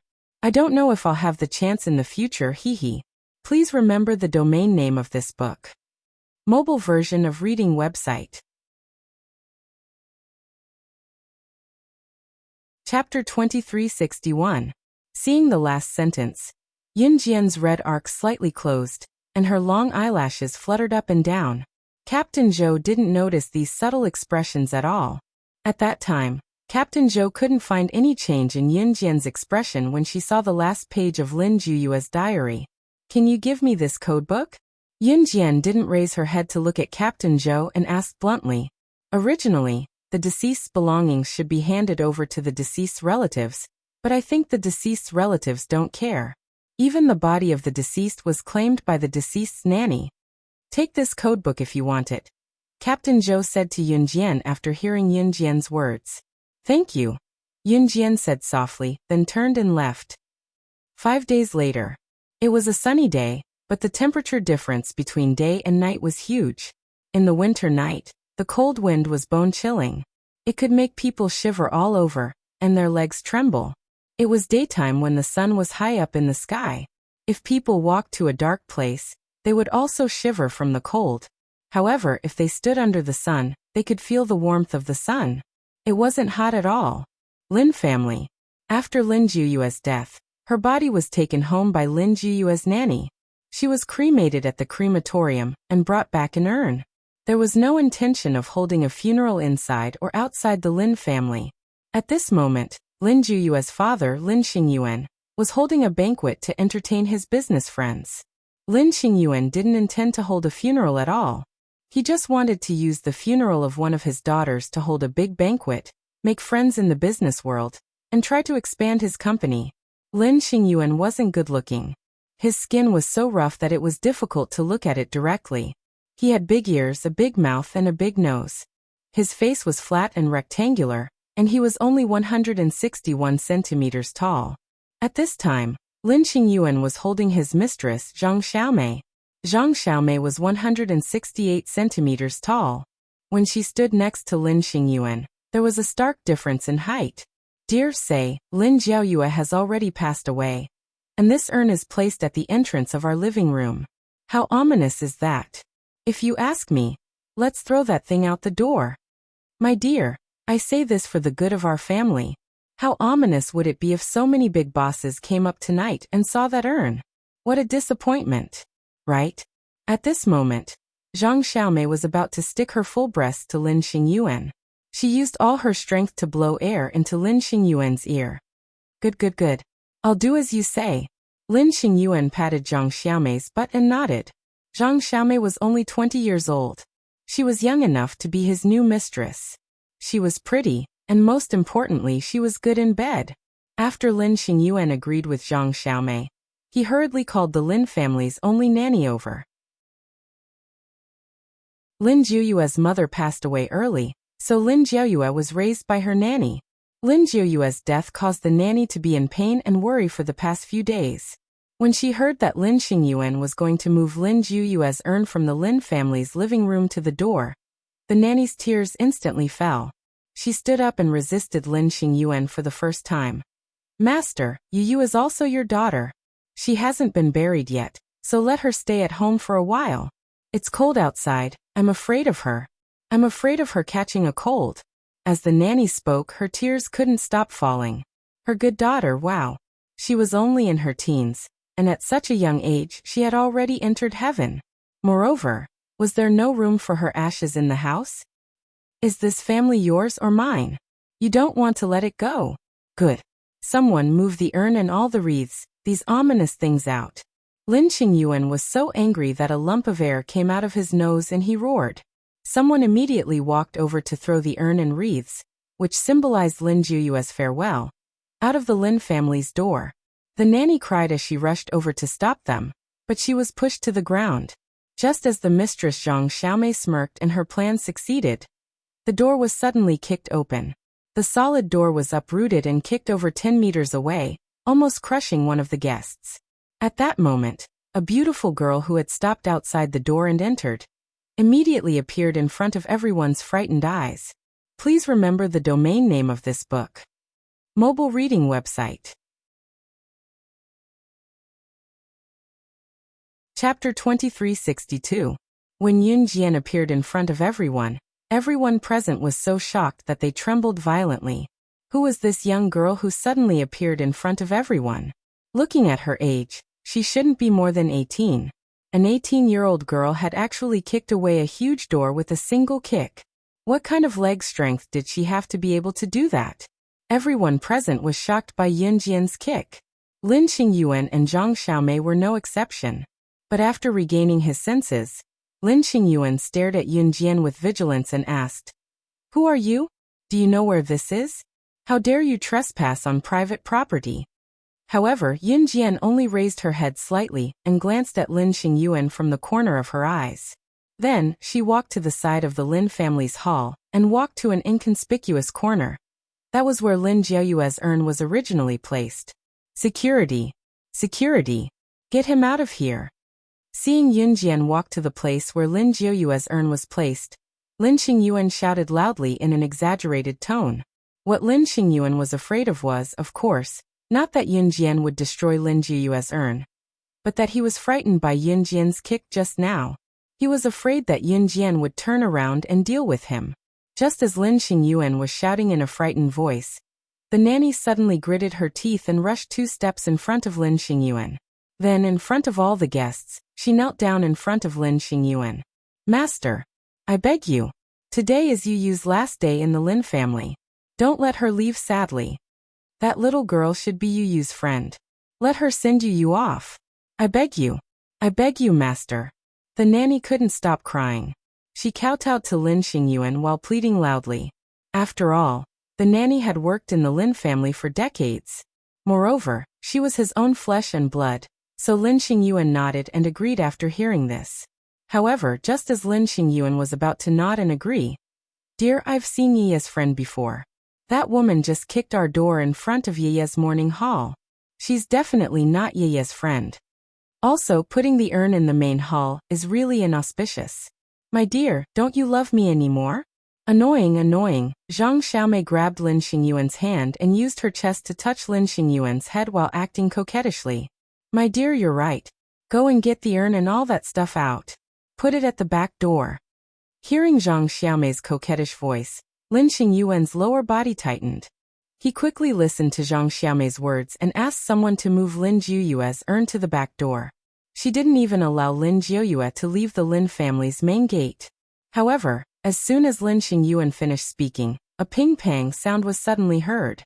Hearing this voice, everyone looked in the same direction. Not far from where the sound came from, Yun Jian was already standing in front of Lin Jiuyue's urn. They saw a clean butterfly knife thrown directly on the table by Yun Jian. After making a loud noise in this quiet place, it appeared in front of everyone. Suddenly seeing this clean butterfly knife, everyone's face suddenly froze. At that time, Yun Jian was looking at the black and white photo of Lin Jiuyue's smiling face above Lin Jiuyue's urn. She was expressionless in front of everyone present. When everyone's faces changed dramatically in horror, she said, "You and I are the same. We both live in a world where we can't help ourselves. You said that you want to be as powerful as me. And I also want to be as ordinary as you. This butterfly knife has been with me for more than 10 years. The number of souls that died under my butterfly knife is exactly 5,000, no more, no less. Now, I'm giving it to you. I'll accept your wish for you. Please remember the domain name of this book. Mobile version of reading website. Chapter 2363. Yunjian's words instantly stirred up the shock and fear of all the guests present. Even some people's faces gradually turned as white as a sheet of paper at a speed that outsiders could clearly see. Shock, fear, horror. There was not a single person in the crowd who was not affected by these 3 words. For a moment, the scene was so quiet that even the sound of breathing could be heard clearly. Everyone maintained a stunned expression, and no one dared to take the lead and make a sound. Among them, Lin Xingyuan and Zhang Xiaomei's expressions were the most exaggerated. After hearing Yunjian's words, Lin Xingyuan and Zhang Xiaomei's faces completely froze. The 2 of them were so frightened that their faces changed drastically, and even their bodies started to tremble violently. What did she just say? She said that the souls of the deceased under the butterfly knife were exactly 5,000 people, no more, no less. This 5,000 people. Could it be that the souls of the deceased under the knife, a total of 5,000 people, were all killed by this girl standing in front of Lin Juyue's urn and portrait? Who was she? How could she kill so many people? Lin Xingyuan never imagined that Yunjian was such a terrifying existence. He was so frightened that he almost suffocated. You, what do you want? Recalling the scene when Yunjian kicked over the door when she appeared, Lin Xingyuan was so frightened that his whole body trembled. Then, he stared at Yunjian and asked in a trembling voice. Zhang Xiaomei, who was standing beside Lin Xingyuan, rolled her eyes and suddenly glared fiercely at Yunjian. Then, she leaned over to Lin Xingyuan's ear and whispered a few words. This little friend. Thank you so much for coming here to see you for the last time. As her father, I really welcome you. I wonder if you have any requests you can ask me. Lin Xingyuan looked at Yunjian with his ugly and fat face, and spoke with a fawning expression. Come here, Yunjian said expressionlessly as she glanced at Lin Xingyuan from the corner of her eyes. After saying that, Lin Xingyuan obediently ran over. While running over, Lin Xingyuan also carefully looked at Yunjian. This little girl is so pretty. If he could be like Zhang Xiaomei, that little slut, and take this little girl into his harem. Lin Xingyuan had an evil thought in his heart. This little girl was only 2 years younger than Zhang Xiaomei. Although he was 1 or 2 years older than them, he was rich. Moreover, an older man would dote on her. Lin Xingyuan muttered in his heart. Could it be that this little girl had taken a fancy to him?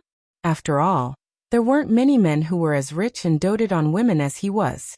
While thinking, Lin Xingyuan arrived in front of Yunjian. Yunjian had already noticed that Zhang Xiaomei had sneaked out the door, but she was too lazy to pay attention to her. Instead, she stood in front of Lin Xingyuan, and threw a white piece of paper in front of him. Pick it up and read it. Lin Xingyuan was afraid that Yunjian would make a move on him. He quickly picked up the white note on the ground and read it. Daddy loves you. What the hell was this? Lin Xingyuan was just thinking about it when he saw Yunjian take out a codebook that wasn't too thick, but it wasn't too thin either. She asked him to get someone to bring a basin of fire. Yunjian burned the codebook in front of everyone. Other than Yunjian, no one else knew or saw that there was a small piece of paper on the last page of the codebook. That small piece of paper, along with the codebook, was completely buried in the basin of fire. A second before it was destroyed, Lin Juyue's fresh and delicate words were still flickering in the light of the fire. My wish. I really want to hear Daddy say it again. Daddy loves you. Please remember the domain name of this book. Mobile reading website. Chapter 2364. No one knew what Yunjian was doing just now. They all thought that Yunjian was crazy.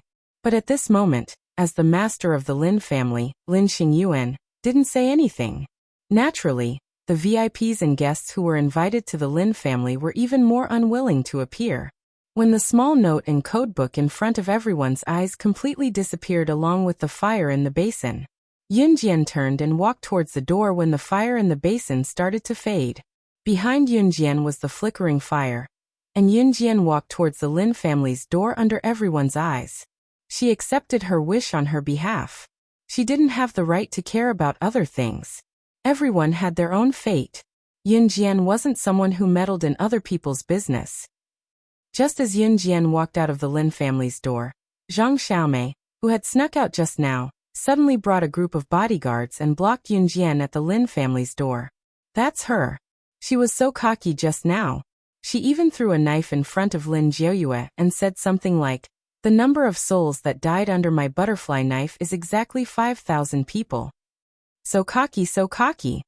Zhang Xiaomei brought a group of bodyguards and blocked Yunjian's way. Little girl, you're so young, but you know how to brag? You even said that you killed 5,000 people? So cocky. Then little girl, may I ask when you started killing people? 8 years old? Or 9? Ha ha ha ha, you don't even have a draft when you're lying. You kill people every day. It's extremely difficult for you to kill 5,000 people. Even professional killers aren't as cocky as you. I'm impressed by your bragging. I can't help but be impressed. Haha. When one of the bodyguards heard Zhang Xiaomei's words, he chuckled and said coldly. At this moment, Lin Xingyuan and the guests in the room were all gathered at the door. Zhang Xiaomei actually went to call the bodyguards to save the situation. This group of bodyguards has been through life and death situations. I heard that they once rescued their employer from the hands of an international top-secret agent. That's why Big Boss Lin hired them. No matter how good this little girl is, she can't go against the heavens. I reckon that not long after this little girl's bragging will explode. Someone said excitedly. There's going to be a good show. This little girl is really brave, but it's useless no matter how brave she is. The surrounding people started to discuss again. When Lin Xingyuan heard what the people around him said, he lifted his head smugly, no longer looking fearful of Yunjian like he did just now. At the same time, Yunjian, who stood in front of the bodyguard, suddenly took out a transparent glove from her pocket and put it on slowly in front of everyone as she spoke. I'm not sure if I'll be able to do anything. A bodyguard from the International Olin Group Bodyguard Company? Hearing this, the group of bodyguards standing in front of Yunjian, who were excitedly watching Yunjian put on the glove, were stunned. One of the bodyguards stood in front of Yunjian and said, "How did you know?" Hearing this, the guests Lin Xingyuan, Zhang Xiaomei, and the others were all stunned. However, before the crowd could react, Yunjian spoke again. Her voice was mixed with a hint of arrogance. The next moment, the words that came out of her mouth made everyone present feel a wave of fear. Coincidentally, I have a grudge against the International Olin Group bodyguards. Since you've delivered yourself to my doorstep, I'll send you on your way. Please remember the domain name of this book, .com. Wonderful Book Mobile Version Website, .com. Chapter 2365. As soon as Yunjian finished speaking, the surrounding people didn't even know when Yunjian held the 2 shiny butterfly knives in her beautiful hands that had just put on transparent gloves. When everyone present reacted to Yunjian's words, their hearts suddenly trembled, and their faces suddenly changed. Lin Xingyuan, who was standing not far away, suddenly stared at Yunjian and said loudly, "Your weapon! Isn't your weapon already on the table in front of the morning hall? Why do you still have a knife on you?" Just now, Yunjian placed her only weapon in front of Lin Jiuyue's urn and portrait. The clothes she was wearing weren't thick. Just from the appearance, it seemed that she had already handed over all her weapons. That was why Lin Xingyuan dared to stand in front of all the guests and take the lead to look directly at Yunjian. Hearing this, Yunjian didn't reply to Lin Xingyuan's words. She just held her 2 butterfly knives and rubbed the blades of the 2 butterfly knives against each other. Then her eyes slightly raised. "What did you say? The previous chairman and president of our Olin Group Bodyguard Company were killed by you. Then you are." The bodyguard who represented the bodyguards to speak to Yunjian heard Yunjian's words and spoke again in a frightened tone. The sudden change in the bodyguard's expression made everyone present dumbfounded. What's going on? The previous chairman and president of our Olin Group bodyguard company suddenly died. I heard that it was done by a woman who was 165 meters tall, had a slender figure, and wore a ghost mask on her face. That woman carried a Gatling gun in front of all the company's executives and directly killed the previous chairman and president in the company's board of directors meeting. In the future, the company's executives directly issued an order that if we meet that woman in the ghost mask in the future, we must back down. Another bodyguard trembled as he recounted what had happened that year in front of everyone present. The meaning of these words was that the bodyguards of the International Olin Group Bodyguard Company must never provoke the other party. Even if they didn't listen to their employer's orders, they were not allowed to provoke that terrifying woman. Oh, I thought that those guys would secretly send people to hunt me down. I didn't expect that they would forget about the past and even order their subordinates not to attack me. When Yun Jian heard the bodyguard's words, her deep eyes narrowed slightly and her beautiful red arc calmed down. Could it be that this girl was someone that even the International Olin Bodyguard Company didn't dare to provoke? After hearing the bodyguard's words, Lin Xingyuan's heart suddenly trembled, but he suddenly let out a big sigh of relief. Since she knew that her former enemy didn't care about the past and decided to make a move on her, then this young lady probably wouldn't make a move on this group of bodyguards, right? At this moment, Lin Xingyuan was afraid that he would be implicated, so he was so scared that his expression changed. He forced a harmless smile on his face. Just as Lin Xingyuan was thinking this, Yun Jian's crisp voice sounded as expected. Then I won't kill you. After these words were spoken, for some reason, under Yun Jian's oppressive aura, everyone heaved a huge sigh of relief. Lin Xingyuan also heaved a huge sigh of relief. However, just when Lin Xingyuan and everyone present thought that Yun Jian would stop, a scene that made everyone forget to breathe suddenly occurred in the next second. Just as Yun Jian was about to hide the butterfly knife at the tight part of her thigh, she fiercely swung the butterfly knife in one hand. In front of everyone present, she controlled the timing and strength of the butterfly knife's blade, and threw it more than 10 meters away, directly stabbing one of the bodyguards in between the eyebrows.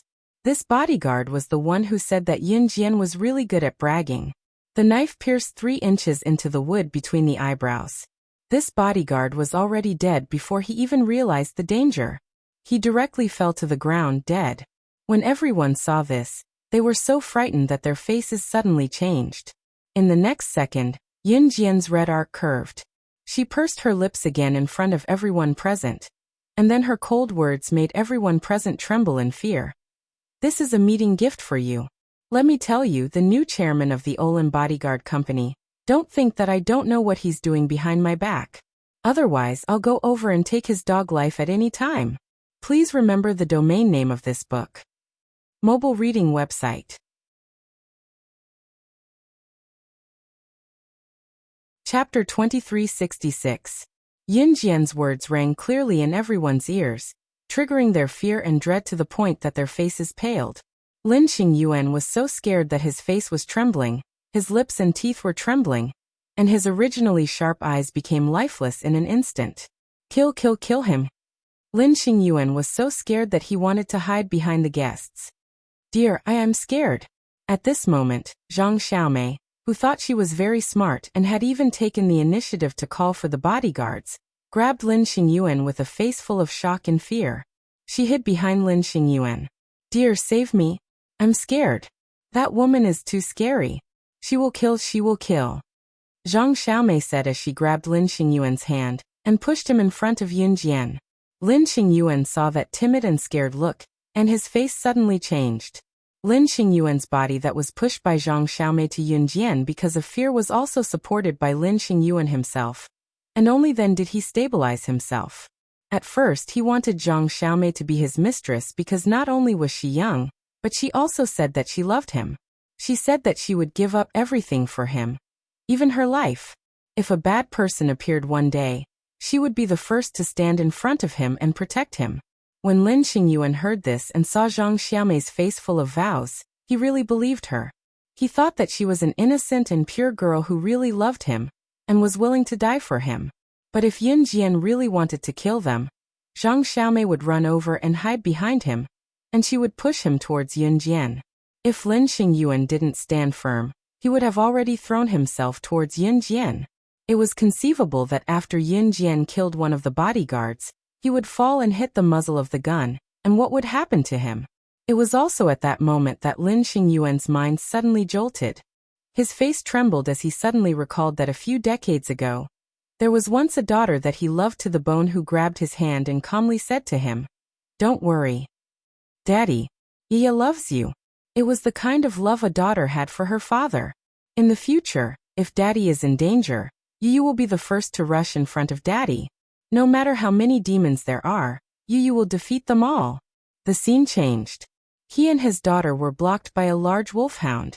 His little daughter stood in front of the wolfhound and stopped it. She said to her father, who was standing behind her, "Don't be afraid, Yu is here. Yu will always protect you." However, the daughter who had once stood in front of him and declared that she would protect him forever would no longer have the chance to stand in front of him and say those tender but touching words. Never again. There was no chance. Since when did his precious daughter become one of his many children, an existence that he could do without? That fearless child who stood in front of him the moment he was in danger, reaching out with his short little hands. Now, they had become ashes that could be held in a small hand in front of the morning hall. Perhaps when the wind blew, that small handful of ashes would disappear into every corner of this world, never to be found again. Lin Xingyuan, who suddenly thought of this, had tears in his eyes. He suddenly shouted, "Yu." He turned around and pushed Zhang Xiaomei away and rushed to the morning hall of the Lin family's villa. Almost at the same time, Lin Xingyuan ran and knelt in front of Lin Juyu's morning hall. His brows were wrinkled into waves and tears flowed down his face. God would not forgive those who did wrong easily. If you did something wrong, you would need to pay the same price in exchange. Yun Jian turned her head and looked at Lin Juyu's portrait in front of the morning hall again. Then, she turned around and left without any hesitation. Go cherish. Once you miss a person, you will never meet again. This was fate. Please remember the domain name of this book. Mobile version of reading website. Chapter 2367. The bodyguards of the Lin family naturally didn't dare to stop Yun Jian from leaving. Therefore, no one said anything about Yun Jian's departure. 3 days later, the fencing competition would officially begin. The fencing competition that had been delayed due to the murder case was finally about to begin. The students of the Imperial College were extremely excited.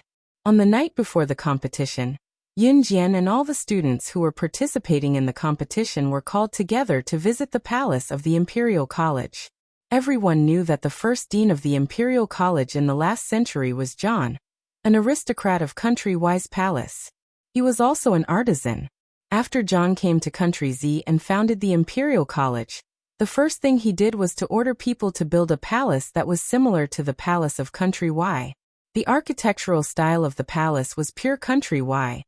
Usually, the palace of the Imperial College was locked with a key from the outside. Only when the annual fencing competition was approaching would the registered students be allowed to visit the palace. At this moment, Yun Jian was walking towards the palace of the Imperial College with a group of students who were participating in the fencing competition. Wei Lin, you're here too? Let's go together. Luo Jiejun's voice came from behind Yun Jian, just as she was walking towards the palace with a group of people. Needless to say, Luo Jiejun's tone was very cheerful when he saw Yun Jian. Yun Jian didn't turn around, so Luo Jiejun brought Hong Ling and Wei Min to Yun Jian. Wei Zhe was played by Yun Jian last time, and couldn't move his hands no matter how hard he tried. Therefore, he could only give up this fencing competition. At this moment, Wei Min found Yun Jian to be more and more of an eyesore. Not only did she steal Brother Jun from her, she even beat up her brother until he didn't know what was going on. His hands couldn't move and he had no choice but to withdraw from the competition. However, just as Wei Min was about to say something unpleasant to Yun Jian, a voice was one step ahead of Wei Min, and suddenly sounded in front of everyone. Wei Lin I'm coming, ha ha ha, let's hurry up and choose the flower sword. If we're late, those little bastards will snatch it away first. Everyone felt a gust of wind blow past them, and then a figure appeared beside them. As Luo Jiechen ran to the front of the crowd, he put his hand on his crotch and fastened the zipper. Those who knew what was going on knew that Luo Jiechen had just gone to the toilet. He didn't even have time to zip up his pants before he ran out. Those who didn't know would think that Luo Jiechen had rushed over after visiting a prostitute. Puff! What the hell are you doing? When Hongling saw Luo Jiechen's strange look, he grabbed a handful of his short red hair and laughed out loud. Get lost. He's just like my brother. I can't be bothered to see you. Luo Jiechen pushed Hongling aside and walked over to Yunjian. He said to Yunjian, don't worry. Wei Lin, let's go quickly. If it's too late, all the swords for tomorrow's fencing competition will be taken away. One of the main reasons he came to the palace was because there were many flower swords hidden inside the palace. Fencing was another name for the sword used in fencing competitions. Not only were there many flower swords hidden inside the palace, there were also many names, portraits and statues of the fencing geniuses from the Imperial College that were hidden in the palace. The college allowed the students to come here every year. Other than choosing a suitable flower sword for their competition, they also wanted the students to visit the names, portraits and statues of the fencing geniuses from the past, and remember the glorious history of the past. Everyone quickly came to the interior of the palace, but just as they arrived at the interior of the palace, Yunjian didn't see any flower swords to choose from. Instead, she saw a tall and familiar handsome man wearing the uniform of the Imperial College, walking towards her from not far away. Please remember the domain name of this book. Mobile version reading website.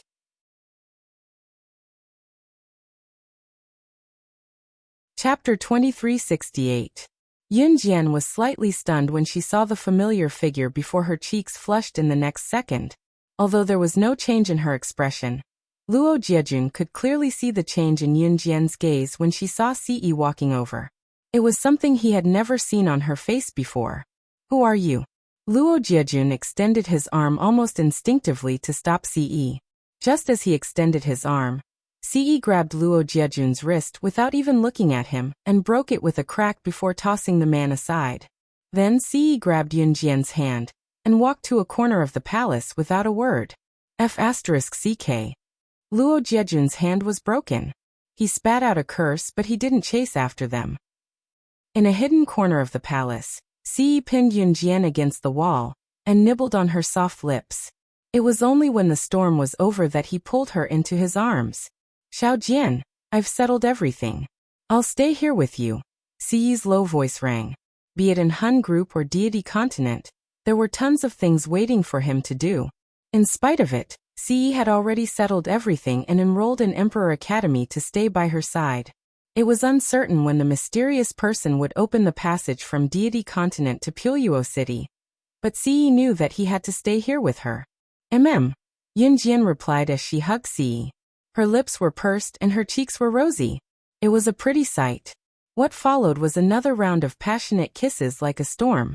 By the time Yunjian and Ce came to the public side by side, Luo Jiejun had already reattached his hand that was broken by Ce. Luo Jiejun was a martial artist, so reattaching a broken hand was a piece of cake for him. Wei Lin he's. When Luo Jiejun saw Yunjian and Ce coming over, he pointed at Yunjian and asked loudly like he was catching an adulterer in the act. Luo Jiejun could clearly see that Yunjian's lips were much redder than before, as if someone had kissed her for a long time and left a mark on them. Her man. Ce clasped Yunjian's hand without hesitation and led Yunjian past Luo Jiejun. Ce had enrolled in school and signed up for the fencing competition, but he did not bother to take part. Both of them chose their fangs. They were supposed to stand where they were with the other students and wait for them to choose their fangs before they left. However, Ce held Yunjian's hand and stood beside an antique window on the third floor of the palace, asking Yunjian, Xiao Jian, can we jump? He was going to take her to skip school. There were teachers on the first floor, so the fastest and most convenient way to skip school was to jump down from the third floor of the palace. Amen. Yunjian nodded. The third floor was a piece of cake. Then Ce held Yunjian's hand and leaped down from the third floor of the palace with her to the outside. They left the school by jumping over the wall. Ci was not interested in school. There was only one thing he was interested in, her.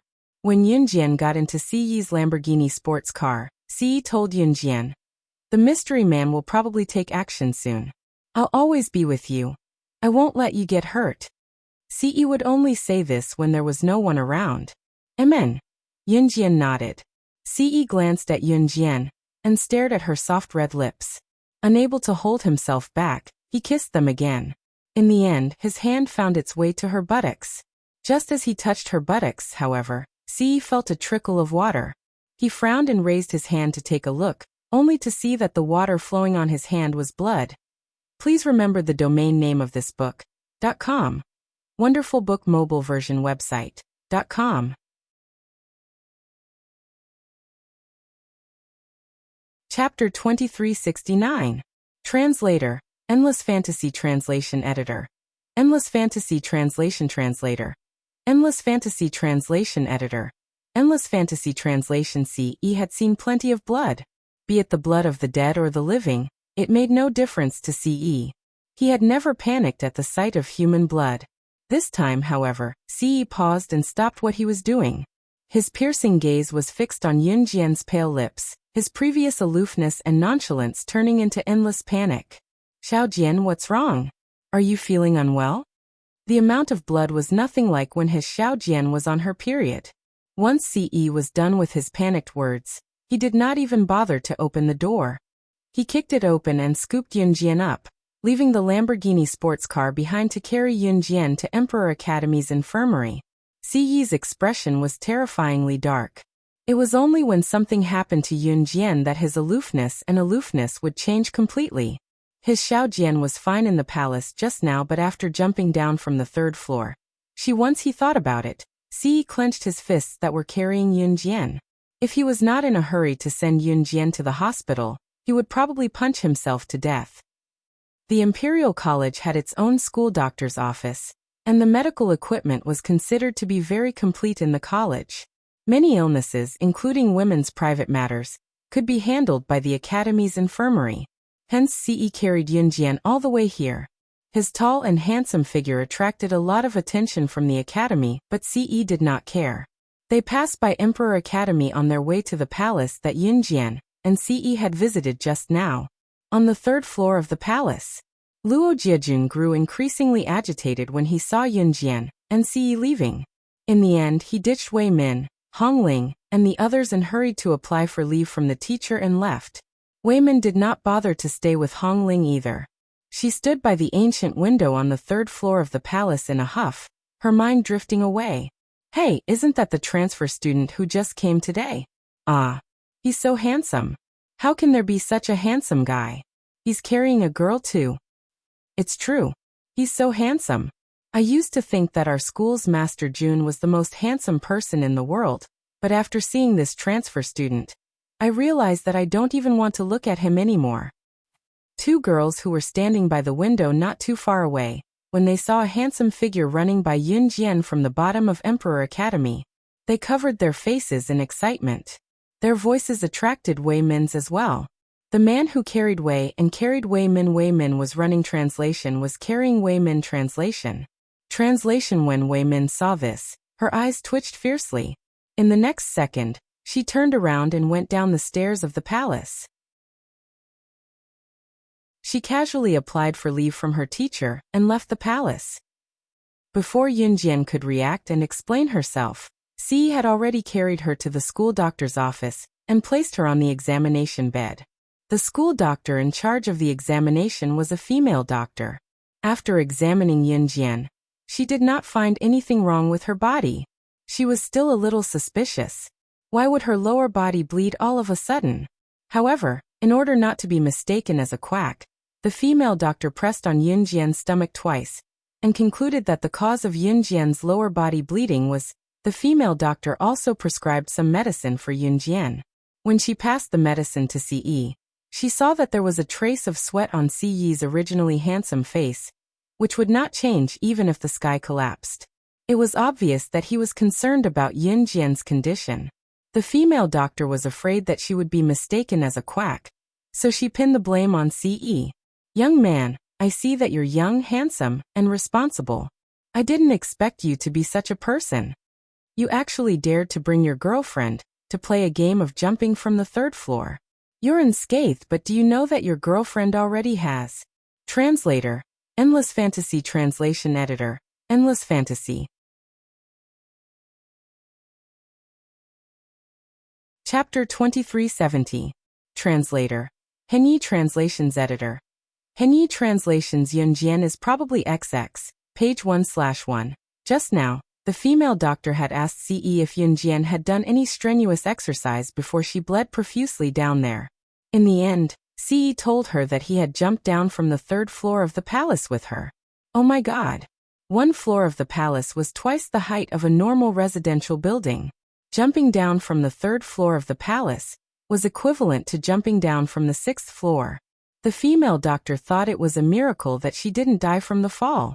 What was even scarier was that the baby in the girl's stomach was completely fine. That was 2F** king amazing. Even now, the female doctor still didn't know what was going on with the pool of blood that was flowing out of Yunjian's lower body. Dr. Jiang, have you finished prescribing the cold medicine I asked you to prescribe for me last time? However, just as the female doctor was about to finish her sentence, a clear female voice came from outside the school's infirmary. The owner of the female voice interrupted the female doctor and strode into the school's infirmary. Cough, cough. As she spoke, the owner of the female voice covered her mouth and coughed twice. Then the owner of the female voice seemed to have suddenly seen Yunjian and shouted at Yunjian in shock. Wei Lin, why are you here? The person who came was none other than Wei Lin, who had seen CE carrying Yunjian into the school's infirmary. Wei Lin felt that something was amiss, so she followed along. Yunjian merely glanced at Wei Lin and did not respond to her. Wei Lin's motive wasn't that. When she saw that Yunjian was ignoring her, she walked over and dragged the female doctor, who was called Dr. Jiang, out of the school's infirmary. Dr. Jiang, my cold is getting worse. Please give me my medicine first. Cough, cough. Dr. Jiang was dragged away by Wei Min, but before she left, she didn't forget to say to CE, all right. You can leave later. Your girlfriend is fine. Remember to take care of her body when you go back. Don't play games like jumping down from the 3rd floor of the palace next time. CE heaved a sigh of relief when he heard that Dr. Jiang was fine. His clean black hair was already soaked in sweat. One could imagine how scared he was just now, but he didn't show it on his face. After Dr. Jiang walked out of the school's infirmary, Yunjian tugged at CE's sleeve. CE turned to look at her. Yunjian's Dr. Jiang, Dr. Jiang, Dr. Jiang, Yunjian and Jiang, Dr. Jiang, Dr. Jiang, Dr. Jiang, Dr. Jiang, Dr. Jiang, and Dr. Jiang. CC Dr. Jiang.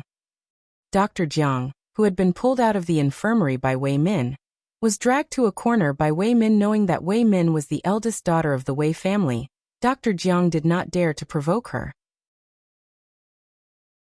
After Dr. Jiang was dragged to the corner, Wei Min crossed her arms and looked at Dr. Jiang. I'll give you 2 choices. First, work for me. Second, pack up and leave. Dr. Jiang, I think you're a smart person. You should know what to choose. Wei Min crossed her arms and said bluntly to Dr. Jiang. The Wei family was a famous and influential family in Pueyuo City. The children of the Wei family were all powerful people in Emperor College. Moreover, the eldest daughter of the Wei family, Wei Min, was different from the youngest daughter of the Wei family, Wei Lin. Wei Lin had been lost for many years. Among the daughters of the Wei family, Wei Min was undoubtedly the most favored. Dr. Jiang was not stupid. She immediately said to Wei Min, Miss Wei, what's the matter? Just say it. After hearing Dr. Jiang's words, Wei Min pursed her lips and asked, What's the situation with Wei Lin? Tell me. When Dr. Jiang heard this, she told her everything she knew. I pressed her stomach just now. According to my experience, there's a 99% chance that she should be pregnant. Translator, Atlas Studios Editor, Atlas Studios. Chapter 2371. Translator, Endless Fantasy Translation Editor. Endless Fantasy Translation, page 1/1. What? Wei Min thought that she would hear something, but after hearing Dr. Zhang's words, her expression changed drastically. It was only when Wei Min realized that she had shouted too loudly that she reached out to cover her mouth. Her eyes widened in disbelief. Wei Lin was pregnant. With whom? Whose child? What did she go through before she returned to the Wei family? Could it be that the child was the child of the breathtakingly handsome man who was dozens of times more handsome than her handsome brother? No. How was that possible? Why? Why was Wei Lin's man better than hers? After hearing the news, Wei Min clutched her long hair tightly with both hands, her brows furrowed tightly. She's really pregnant. Wei Min repeated through gritted teeth. In fact, Yin Jian and Wei Min were already university students. It was just that the rules of the Imperial Academy made university students' lives look more similar to high school students. It was not strange for university students to get pregnant in today's society. There were even rural families who married their daughters off at the age of 15 or 16. At the age of 18, they should be mothers of 2 children. In 2003, there were not many people who were admitted to university in this era. In the previous era, there were a lot of people who did not even study in high school, let alone go to university. If one were to push back the time to the previous century, in Qin Yura's era, one had to rely on exam results to enter junior high school from elementary school. At that time, half of the students could not even enter junior high school from elementary school. In that era, what could they do if they could not go to school early? Of course, they could go out and find a job. If they went out to work early, they would meet people early and get married and have children early. In 2003, there were many people who got married and had children early in this era. However, they had to be of legal age to get a marriage certificate from the Civil Affairs Bureau. Although Wei Min was shocked, it was not to the point of disbelief. I've been practicing medicine for so many years. I used to be in the gynecology department. Even the gynecologists in Puyo City's People's Hospital can't compare to me in terms of belly touching. Don't worry, I'm sure of it. As soon as Wei Min finished speaking, Dr. Jiang spoke. At this point, Dr. Jiang frowned again and asked in confusion, "What's the matter?" But the strange thing is that the two of them just jumped down from the 3rd floor of the palace, which is equivalent to 6 floors of an ordinary residential building. The scary thing isn't that nothing happened to the two of them. You have to know that the first 3 months of a normal girl's pregnancy is the most important period of protection. In the end, the girl jumped down from a height of 6 stories, and the baby in her belly was completely fine. If it were anyone else, they would have had a miscarriage long ago. And her stomach is as hard as steel. It's as if she's not pregnant at all. For a girl to be able to do this, her body should be strong enough to beat up the men from the special forces. This is too scary. Dr. Jiang's words made Wei Min gasp in shock. Then Wei Min asked Dr. Jiang, "Is there any way to make her miscarry?" After hearing Wei Min's words, Dr. Jiang was silent for 2 seconds before she said, "This is not easy to do. That girl's physique is too good. Even if you hit her stomach with an iron rod, she won't easily miscarry. But it's not completely impossible." Top reading site, M.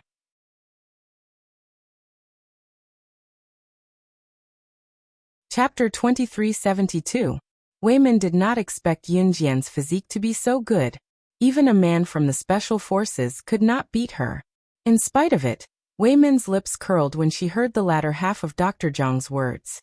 "Humph, Wei Lin, you're dead meat." Yun Jian and Ce left the school doctor's office after a short while. Yun Jian had hidden the blood bag with her because she predicted that someone would attack her soon. She wanted to test her ability. She wanted to pretend that she was stabbed and unable to fight back, causing her blood to splatter. However, she had predicted that scene. Before it happened, the blood bag broke when Ce pressed her down and kissed her in the car. Before Yun Jian could explain, Ce had carried her to the school doctor's office in a panic, which led to the scene just now.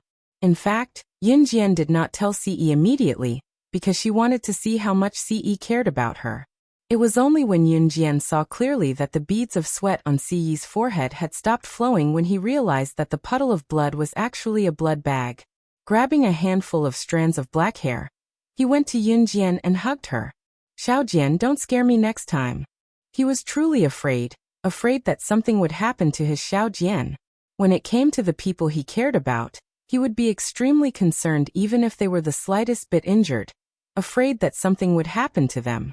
Ce cared about Yunjian more than his own life, which was why his first reaction when he saw Yunjian bleeding was fear. It was just that Ce did not show it on his face.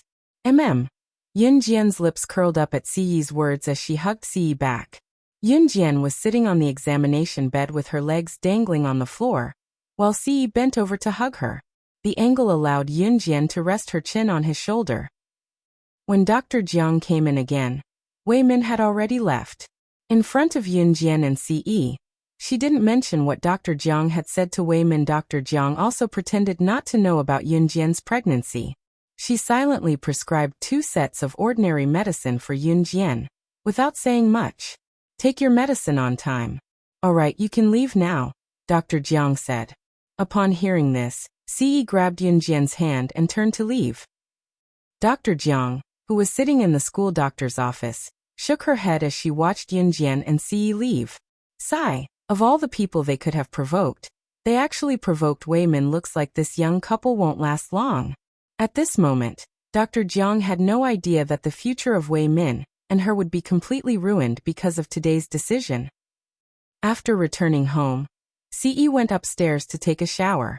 Yunjian informed Wei Xiao that she would not be going back to the Wei family today. This was a temporary suite that Ce had bought. Since Ce had come to Piluo City, Yunjian was unwilling to go back to the Wei family as well. Since the blood in the blood bag was chicken blood, Ce had a slight obsession with cleanliness. Other than Yunjian, he despised anyone else's blood. After knowing that the blood left was chicken blood from the blood bag, Ce went to take a shower. Yunjian, on the other hand, was in the kitchen, cooking all sorts of dishes that she had made herself. Pickled cabbage soup, pickled cabbage fish, pickled cabbage stir-fried bamboo shoots, pickled cabbage pork blood soup.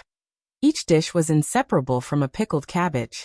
When the dishes were almost done, Yunjian turned to turn off the gas and headed to the living room. However, the moment she turned around, Yunjian bumped into a meat wall. Xiaojian. Ce hugged her easily. Ce, who had just taken a shower, smelled fresh and fragrant. She could not help wrapping her arms around his firm chest, her ample bosom bumping against his chest involuntarily. A certain pervert mistook this as a show of affection. How could Ce, a righteous youth, take it? In the next second, Ce lifted Yunjian's butt and placed her on the counter in the kitchen. Just as he placed Yunjian beside the counter, Yunjian wrapped her arms around his neck after a momentary daze. This action was a complete acquiescence to his naughty thoughts. Ce, who could not take it in the first place, tore off Yunjian's pants when he received her response. Please remember the domain name of this book. Mobile version.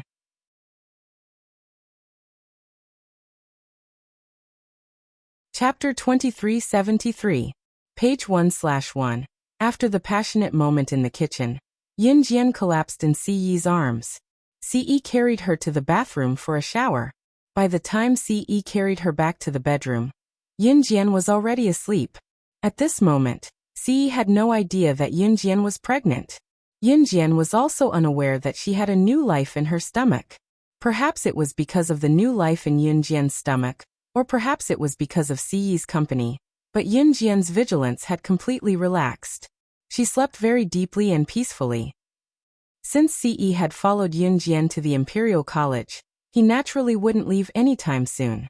The next day, Ce arrived at the Imperial College with his 5 fingers interlocked with Yunjian's. After entering the college, Ce didn't care about the opinions of others. Fortunately, the students of the Imperial College came from wealthy families and had high social status. Teachers usually didn't dare to criticize the students, so even if they saw them on the way, they wouldn't say anything. Also, because today was the annual fencing competition, there were no classes for the entire day. The students arrived at the Imperial College's gymnasium early in the morning and sat in the spectator seats, waiting for the competition to begin. In the spectator seats of the gymnasium, the seats closest to the temporary fencing arena were the VIP seats. Usually, the people who sat in the guest seats were either the school's leaders or the higher-ups. Otherwise, they were the school's board of directors or important figures. After accompanying Yunjian to the waiting area for the fencing competition, Ce walked directly to the VIP seats with one hand in his pocket. He casually picked a VIP seat and crossed his legs after sitting down. Above his handsome face, his starry eyes stared for a long time at Yunjian's silhouette that had just disappeared from the waiting area. He wasn't participating. In the waiting area for the fencing competition, the students who were going to participate in the competition were already waiting in the waiting area. The competition hadn't started yet. Yunjian walked over and picked out the one she had picked in the palace from the pile of swords. She had just turned around when she saw Luo Jiejun, Wei Zhe, Wei Min and Hong Ling. Just as she was about to walk past them, Luo Jiejun suddenly called out to her, "Wei Lin."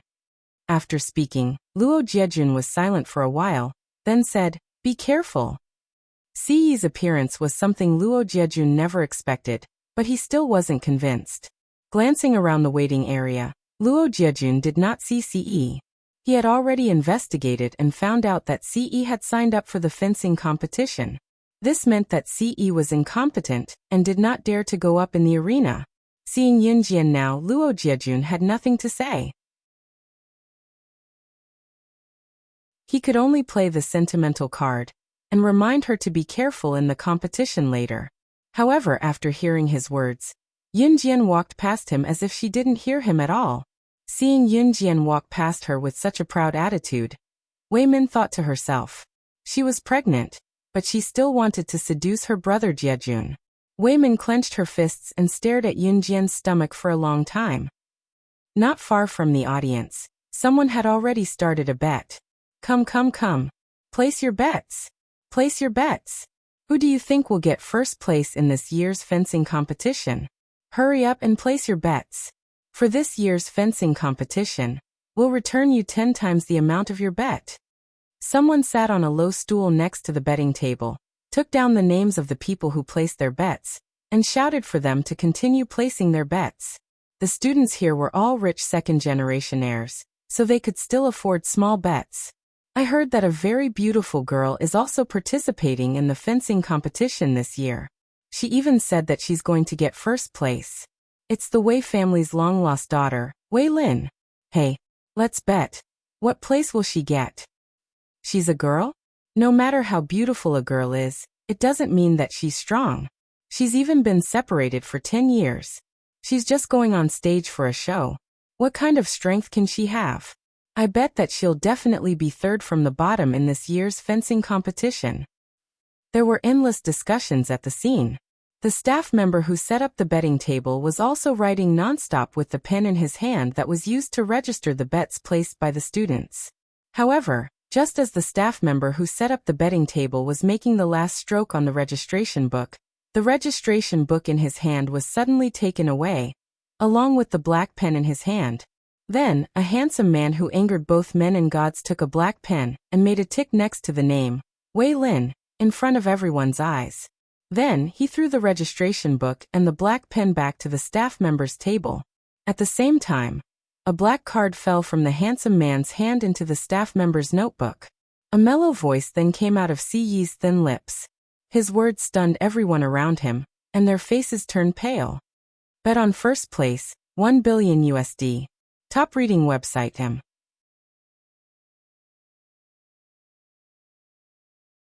Chapter 2374. Page 1/1. When the black card slipped out of Ce's hand and landed on the table of the casino staff, it was not only the staff but also the group of rich kids and second-generation heirs around them who were stunned by the sight. They didn't see wrongly. Ce had just put a tick next to the name, Wei Lin, which meant that he was betting on Wei Lin. $1 billion USD. Converted to RMB, it was a total of 6 billion. In this era, this amount of money was enough to be ranked on the list of the richest people in the country. One had to know that no matter how rich a rich second-generation heir was, having a few $100,000 a month of pocket money was already considered a miracle. But this handsome guy wearing the Imperial College uniform, who couldn't accept any rebuttal, actually bet $1 billion USD? This was simply an inconceivable matter. You You. The staff stuttered with his round, dead fish eyes staring at CE. After a pause, he sucked in a deep breath before continuing. Do you really have? No, do you really want to use $1 billion to bet? The staff thought that CE was crazy. He must have bet his entire fortune on this bet. Furthermore, he had bet on a girl. Crazy. The fencing competition at the Imperial College had a history of 50 years, and there had never been a girl who won the championship. But he actually wanted to bet $1 billion, a huge sum that outsiders wouldn't even dare to imagine, on a girl. The probability of losing was abnormally high, and after the bet was placed, if the bet was wrong after the competition, it would be equivalent to the entire $1 billion going down the drain. Can't place a bet? CE frowned when he heard the staff's hesitation and stuttering, obviously annoyed. No. This amount is rather large. I'll ask the higher-ups for their opinion before making a decision. Please wait a moment. The staff hurriedly made a call to his higher-ups. Within a few minutes, he received a response. The higher-ups have already agreed. May I know your name? The staff hurriedly spoke to CE in an extremely respectful tone, who knew that CE would ignore him and only left a sentence indifferently before turning to leave. $1 million. Remember to transfer it to this black card. What he meant was that the girl named Wei Lin was definitely not going to be the champion of this competition. Everyone present was shocked by CE's words and couldn't calm down for a long time. CE, the culprit who started the chaos, had already left. There were 3 statues placed on the fencing field for the competition. Before the competition began, Yun Jian and the other students who were participating in this year's fencing competition were invited to stand in a row in the fencing ring to listen to the host introduce the 3 statues of great figures that represented the history of fencing in front of the entire school. Of the 3 statues, one of them is the dean who founded our Imperial College in the last century, John.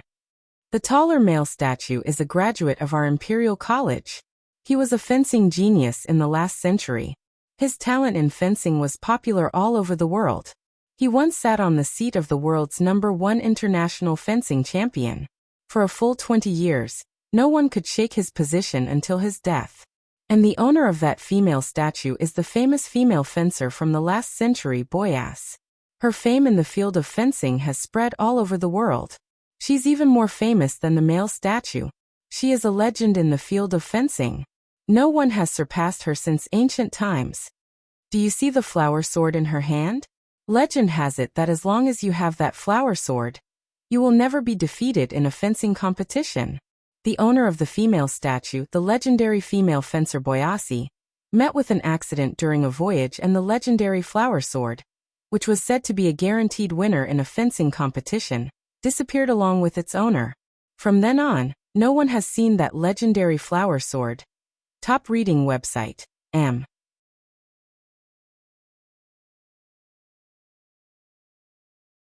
Chapter 2375. Translator, Endless Fantasy Translation Editor. Endless Fantasy Translation, page 1/1. Boja, a female fencer from the last century, had defeated countless world fencing champions, causing those male fencers who looked down on female fencers to lose face. Ever since she started competing in fencing competitions, she had never lost a single match. As for her legendary flower sword, it was said that as long as one held it, they would never be defeated. It was said that it was sentient. It was said that the sentient flower sword would only follow one master in its entire life. That legendary flower sword weighed at least 500 kilograms. Ordinary people would not even have the ability to lift a flower sword. Not to mention using that flower sword to spar with others.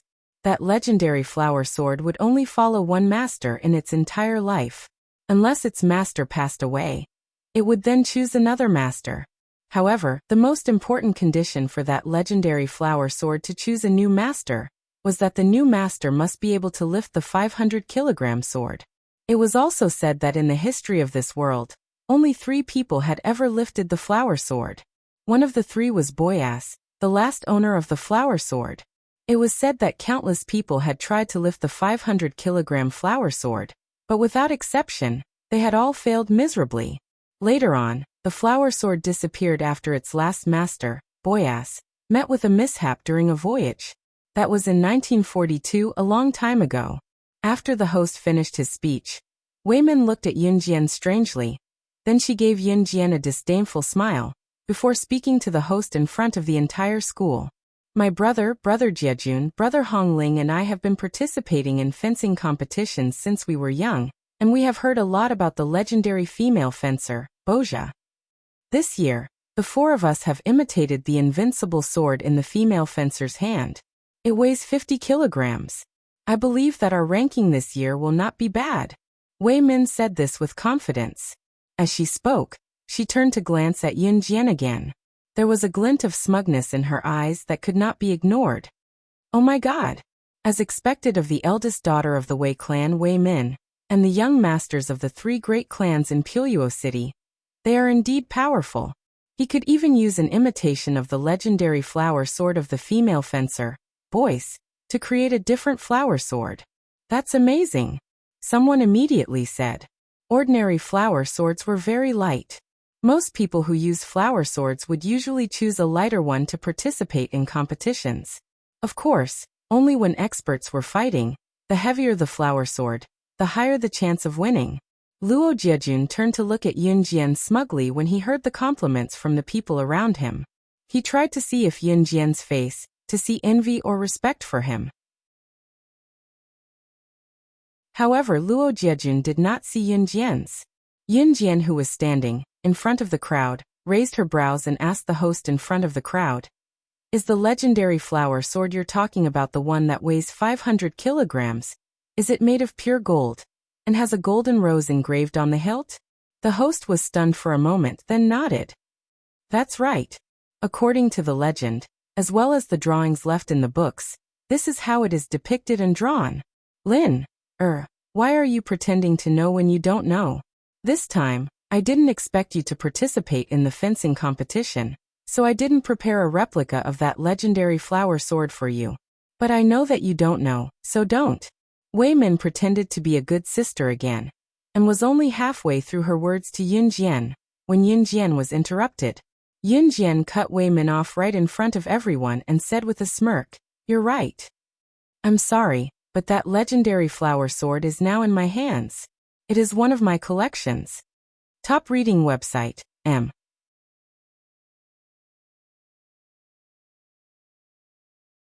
Chapter 2376. Yunjian's voice trailed off. There was silence all around. Thousands of students from the entire school were seated in the audience seats. The boisterous scene was silenced at once due to Yunjian's words. It was so quiet that even the sound of breathing could be heard if it was louder. What did she say? That legendary flower sword is now in her hands. One of her collections. What did you say? That legendary flower sword is one of your collections. That flower sword, didn't it disappear completely in the last century? Early in 1942, following its original owner, Boyas, in a shipwreck. At this moment, Wei Min could no longer suppress her dark expression. She didn't even care about her identity as a good sister, and exclaimed in front of everyone present. The host also stared at Yunjian. His hands were trembling violently. That legendary flower sword, is it really in your hands? Yunjian did not directly reply to the host's words. She just narrowed her eyes and said, "Since my good sister can bring her own flower sword, can I too?" Yes. Yes. Yes. After hearing Yunjian's words, the host said 3 times in a row. Not only the host, but everyone present, including Wei Min, wanted to see with their own eyes whether what Yunjian said was true. That legendary flower sword, was it really in her hands? But it was not until Yunjian's subordinates spent 45 minutes flying the legendary flower sword to the scene that everyone present took a deep breath. In front of him was a baroque sword that took 10 people to move into the scene. It was gold in appearance, and anyone could tell at a glance that the baroque sword was made of pure gold. It was the same sword that disappeared with Bozha back in 1942. The person who came to move the flower sword left. When he left, he was still panting because he had moved the flower sword all the way. This is really the legendary flower sword. Luo Jiejun was stunned. He walked forward involuntarily, thinking that if he could lift this 500 kilograms flower sword in front of Yun Jian, breaking the record of being the fourth person in history to lift this legendary flower sword, then would Yun Jian be completely attracted to him. Luo Jiejun immediately reached out to lift the flower sword. However, to everyone's surprise, even if Luo Jiejun used all his strength, this legendary flower sword did not have the slightest trace of being moved. When the dozen burly men worked together to move this flower sword in, they were already sweating profusely. One could imagine how heavy this flower sword was. Found it. The flower sword that disappeared from this world for more than half a century. It appeared again. It was too magical. Amazing. Even the host put down the microphone in his hand in surprise and rushed to touch the flower sword. It was made of pure gold. However, just as everyone was attracted by this flower sword, a petite figure walked toward this legendary flower sword in front of everyone present. She's trying to lift the flower sword. She's just a girl. Oh my God. Even if she's the owner of this flower sword, she definitely can't lift it. The people around immediately noticed Yun Jian's intention and shouted out loud. Wei Min saw that Yun Jian immediately stood at the peak of everyone's attention. Even Luo Jiejun glanced at Yun Jian with a different kind of eyeball. She immediately rushed over to try to pull Yun Jian back. She said that she was trying to pull Yun Jian back, but Wei Min wanted to directly rush over and secretly push Yun Jian to the side to make a fool of her. People who are in a hurry will always come up with stupid ideas. However, just as Wei Min wanted to rush up and grab Yun Jian's hand and secretly push Yun Jian down, Yun Jian turned sideways and avoided Wei Min's push in front of thousands of people present. She directly stood beside the legendary flower sword. Then, a scene that made the whole audience boil appeared. They saw Yun Jian reach out and grab the hilt of the flower sword. In front of everyone present, she lifted this 500-kilogram flower sword as if she was lifting something less than 10 kilograms. Everyone present cheered at the same time. Shock swept through the whole audience. Just as everyone stared at Yun Jian in shock, unable to believe that she could actually lift the 500-kilogram Baroque sword and become the fourth person in the world to lift the legendary Baroque sword, Yun Jian's eyes widened. They saw Yun Jian fling the flower sword towards Wei Min, as if she was swinging an arrow. Following that, everyone saw the flower sword fly past Wei Min's face by only a millimeter. Finally, it pierced into the white wall behind Wei Min. This move scared Wei Min so much that she fell to the ground, paralyzed. She looked as if she had just returned from hell, and was extremely pale. The scene instantly became silent. At this moment, Yun Jian's cold and ethereal voice, like that of the Grim Reaper wandering at the edge of hell, suddenly sounded in front of thousands of people present. Don't think that I don't know your tricks. This legendary flower sword can help me win the competition, but it can also help me kill people. Using a 500-kilogram flower sword to stab the heart. I really want to try this killing method once. Want to chat with more like-minded people about campus rebirth? The strongest female secret agent. Follow excellent reading literature on WeChat. Talk about life. Find a confidant.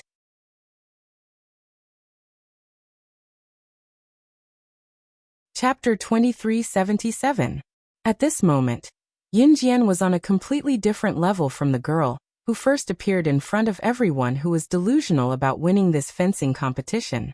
At this moment, she could even lift the legendary Baroque sword that weighed up to 500 kilograms effortlessly. She had lifted up the legendary flower sword that only 3 people had ever lifted up since ancient times. This action made everyone present completely believe in Yun Jian's words. Coupled with the fact that Yun Jian was holding the legendary flower sword, she threw the flower sword towards Wei Min, and it directly pierced into the huge wall behind Wei Min. When everyone present saw this scene, they suddenly stood up from their respective spectator seats and stared at the scene in front of them. You, sister. How can you do this to your sister? Sister was just worried that you would touch that flower sword carelessly and hurt yourself. So I wanted to stop you from touching that flower sword. When Wei Min heard Yun Jian's words, she rolled her eyes and quickly changed her words. As she spoke, Wei Min's eyes flashed with viciousness. Yun Jian had already seen through Wei Min. In front of everyone, she walked to the wall expressionlessly, and pulled out the flower sword from the wall in front of everyone. Then she held the 500-kilogram flower sword in her hand and walked towards Wei Lin. I also saw it just now. Your sister only wanted to stop you from taking the flower sword. Sisterhood is deep. Quickly put down the flower sword in your hand. The competition is about to start. When Luo Jiajun saw this, he also stood out and used a very reasonable tone to speak to Yunjian. Luo Jiajun indeed did not see Wei Min's little actions, so he spoke up for Wei Min just to create an image of himself as a very reasonable person, who knew that Yunjian did not care about him. She raised the flower sword and walked towards Wei Lin. I'm your sister. I'm your sister. I'm your sister. Wei Min was so frightened that she took a few steps back. It was only when she was about to leave the fencing arena that she shouted at Yunjian in a trembling voice. But just when all the teachers and students in the audience thought that Yunjian would definitely not do the frightening thing that she had just mentioned, she suddenly changed her mind. Yunjian suddenly flung the 500-kilogram sword in her hand at Wei Min. This scene scared everyone to the point that their faces froze. But just when everyone thought that the flower sword would really stab into Wei Min's heart as Yunjian had said, Wei Min's face changed. The flower sword suddenly brushed past Wei Min's chest with a difference of 0.01 millimeters, and was thrown back 5 meters into a wooden box that contained the flower sword. The dozen or so burly men who moved the flower sword to the scene just now had placed the flower sword in a wooden box and moved it to the scene. The 500-kilogram flower sword was thrown back into the wooden box, making a huge bang sound. The thousands of people present were all shocked by Yunjian's actions just now. At this moment, everyone took a deep breath and stared at the fencing arena without exception. The petite and beautiful figure looked sideways with widened eyes and a face full of shock. After Yunjian threw the flower sword back into the wooden box, she turned her head to look at the people who had gone up the stage with her and were participating in the fencing competition. After 2 seconds of silence, she swept her gaze across Luo Jiajun, Hong Ling, and Wei Min.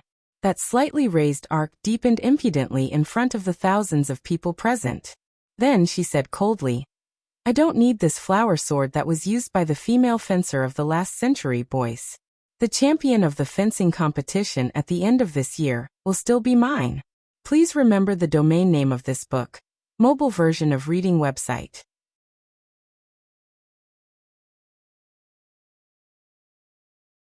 Chapter 2378. After that, Yunjian did not care about the opinions of others. She glanced sideways at the dozen men who had moved the sword to the scene. When these men saw this, they immediately stepped forward and moved the sword away from the fencing field. For a time, the news of the reappearance of the legendary flower sword that was rumored to have disappeared in 1942 spread like wildfire. Yunjian's frivolous words shocked everyone present. She had the legendary invincible sword, but she did not use it. Was she stupid? However, because of Yunjian's words, the people sitting in the audience seats looked forward to one thing even more. That was, how far could a woman like Yunjian go with her own strength? The host was also used to seeing ups and downs. After he came back to his senses, he quickly calmed the audience. Haha. Haha. Just now, it was a pre-match entertainment game directed and performed by our school students for us. Everyone, please don't mind it. Then, I announced that our school's annual fencing competition has officially begun. Because there were more students participating in the fencing competition, the progress of the fencing competition was in an elimination format. There were at least 10 small fencing fields that could be used for fencing competitions. In other words, there were 10 small fencing fields that could be used for one-on-one fencing competitions at the same time. The students would use the method of drawing lots to compete with the person who drew the corresponding number. The loser would be directly eliminated, and the winner would proceed to the next round of drawing lots and continue to compete with the person who drew the corresponding number. When there were only 10 people left, the finals of the fencing competition would officially begin. During the finals, all 10 small fencing fields would be inactive. The last 10 people would compete one-on-one in the largest fencing field. In other words, there was nothing to see in the elimination rounds. When 10 small fencing competitions were held together, the audience's eyes would be overwhelmed. Only when there were 10 people left, all the small fencing fields would be inactive. One-on-one, one match would be held at the same time. At this time it was the most interesting show. The competition would begin immediately. Yun Jian drew the number 6 for the first time. It seemed that she and 6 were really fated. However, when the boy who competed with her for the first time saw her, he remembered that Yun Jian had lifted the legendary sword that weighed 500 kilograms. Before the competition started, he admitted defeat. Yun Jian.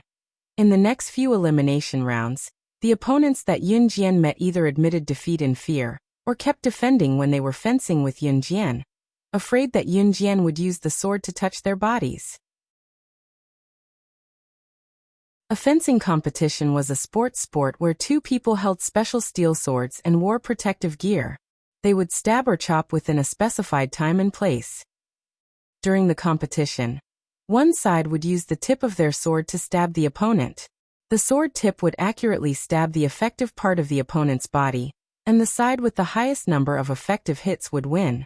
In layman's terms, it was to use the tip of the flower sword to hit the opponent's effective part, and the side that hit more times would win. In Yun Jian's body, let's not talk about whether the opponent could hit her or not. When she attacked, it was usually a combo.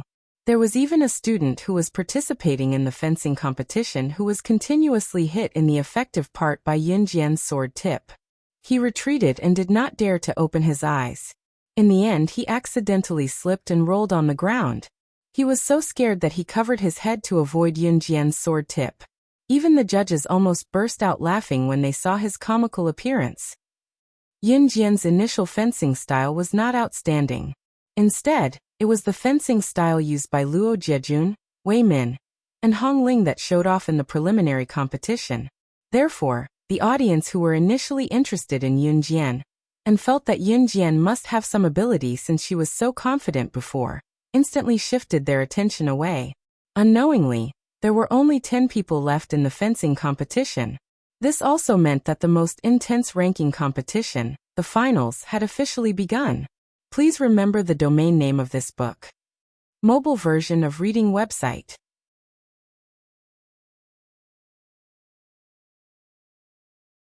Chapter 2379. I think the youngest daughter of the Wei family, Wei Lin, can't take it anymore.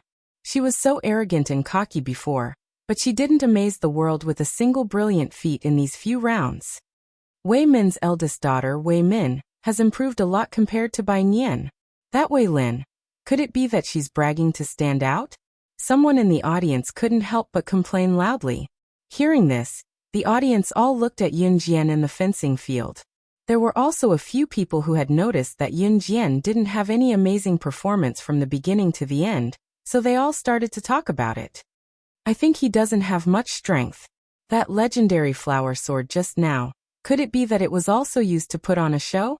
I think that Wei Lin has been very close to Luo Jiejun's younger brother, Luo Jiechen.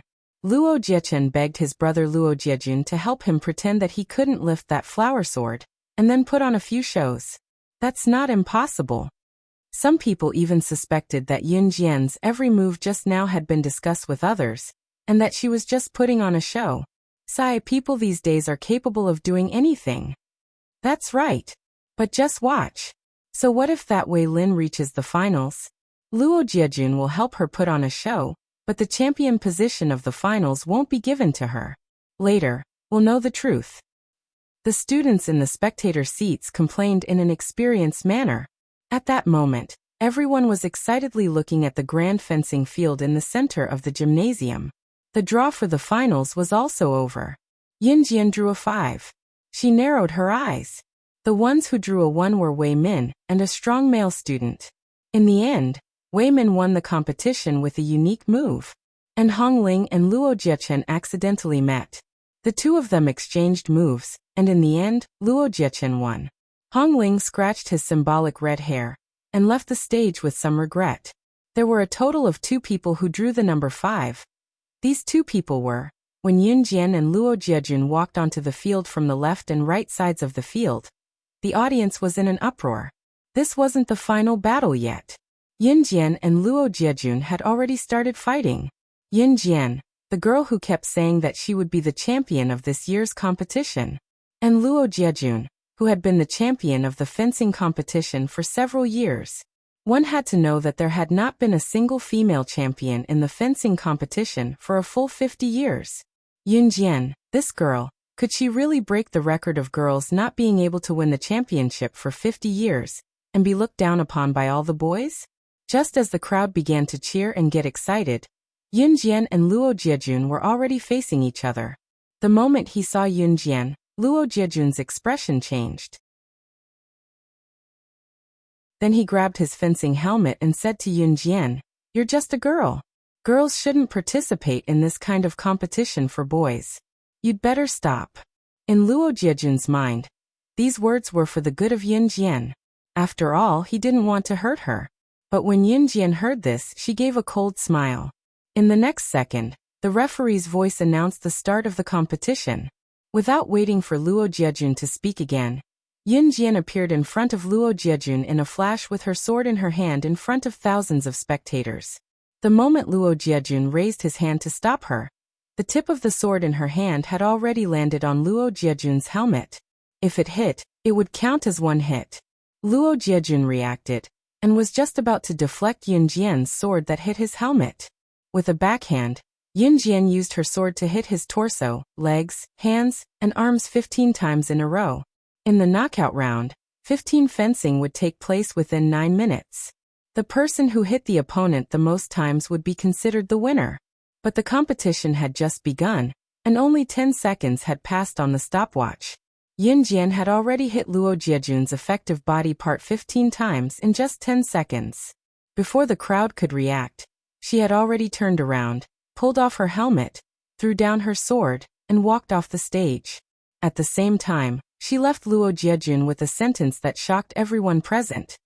15 consecutive fencing strikes in 10 seconds. You, the former champion of the fencing competition, are really a real waste. Please remember the domain name of this book. Mobile version of reading website.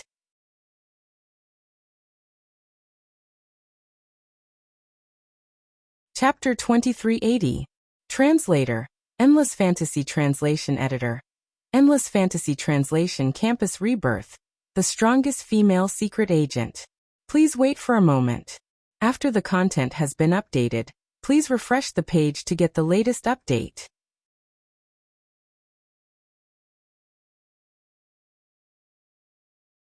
Chapter 2381. Wei Min stood behind Yunjian and shouted at Yunjian confidently. She seemed to have a handle on Wei Min as she laughed arrogantly. Ce, who was about to leave with Yunjian, suddenly stopped in his tracks. Even Yunjian, who was about to leave, suddenly stopped in her tracks. When Wei Min saw Yunjian's and Ce's reactions, she thought she had made the right bet. Her smile widened as she laughed maniacally. Then she leaned back as she laughed maniacally. "I forgot that you don't know that you're pregnant. I bribed the school doctor to keep it a secret at the school's infirmary." "Ha, what do you think? That handsome guy over there. You should be more careful when you find a girlfriend in the future. Our Wei family lost contact with this woman for 10 years. Who knows how many people have defiled her before? She probably doesn't even know who the bastard child in her stomach belongs to." Wei Min's words were clear and logical, as if that was really the case in reality. At that moment, Ce didn't hear what Wei Min said about Yunjian. After he heard Wei Min say that Yunjian was pregnant, he paused for a moment. In that instant, the corners of his lips curled up into an imperceptible smile. In the next second, in front of Wei Min, Ce grabbed Yunjian's small hand and pulled Yunjian into his embrace. He hugged Yunjian tightly from behind and placed his hand on her abdomen. Ce didn't even dare to use too much force because he was afraid that his hand would affect the child in her stomach. Wei Min's heart skipped a beat when she saw his unconcealable joy and how he doted on Yunjian so much that he wanted to treat her with all his kindness. Could it be that the child in Yunjian's stomach is? Before Wei Min could react to Ce's actions and before Ce and Yunjian could speak, a young man with a slightly rough voice suddenly sounded. His voice was trembling and filled with disbelief. "What? Wei Lin? Wei Lin is pregnant." As soon as the voice fell, 4 figures walked out from the forest beside the school's gymnasium. These four figures were Luo Jiejun, Luo Jiechen, Wei Zhe, and Hong Ling. The young man's voice was none other than Luo Jiejun. Luo Jiejun had just followed Yun Jian and Ce out with Luo Jiechen and the other two. When he heard Min's words, his face turned pale. Seeing Luo Jiejun suddenly appear, Wei Min's face turned pale. However, she gritted her teeth and decided to go all the way. She changed her sharp voice to that of a girl next door and said to Luo Jiejun, "Brother Jiejun, I heard it from the school doctor. She's pregnant. How long has it been since she returned to the Wei family?" And the school doctor said that she's been pregnant for 2 months. She hadn't returned to the Wei family at that time. What does this mean? It's very likely that she got pregnant after fooling around outside. She got pregnant before marriage. A young lady from a wealthy family got pregnant before marriage. She's destined to be ridiculed for being lascivious and unable to endure loneliness. She's ruining the Wei family's reputation. This time, Wei Min had sufficient words to prove that Yun Jian had done bad things before she returned to the Wei family. Women in the countryside got married early and got pregnant early. However, wealthy families usually didn't take wedding leave too early, let alone getting pregnant before marriage. This would be ridiculed. Wei Min was certain that Ce would dump Yun Jian after hearing about Yun Jian's pregnancy, and that her brother Jiejun would change his mind. However, just as Wei Min thought so, Luo Jiejun's face turned pale. Ce, who was standing in front of them, hugged Yun Jian's waist from behind and retracted his hand that was gently placed in front of her stomach, as if he was protecting a treasure. Then, without waiting for everyone present, he took out a large notebook from his trouser pocket and showed it to everyone with a smile that angered both men and gods. "Who said that we got pregnant before marriage? She's my wife. Whether she's pregnant or not, it's not up to you to tell her what to do." Please remember the domain name of this book. Mobile version of reading website.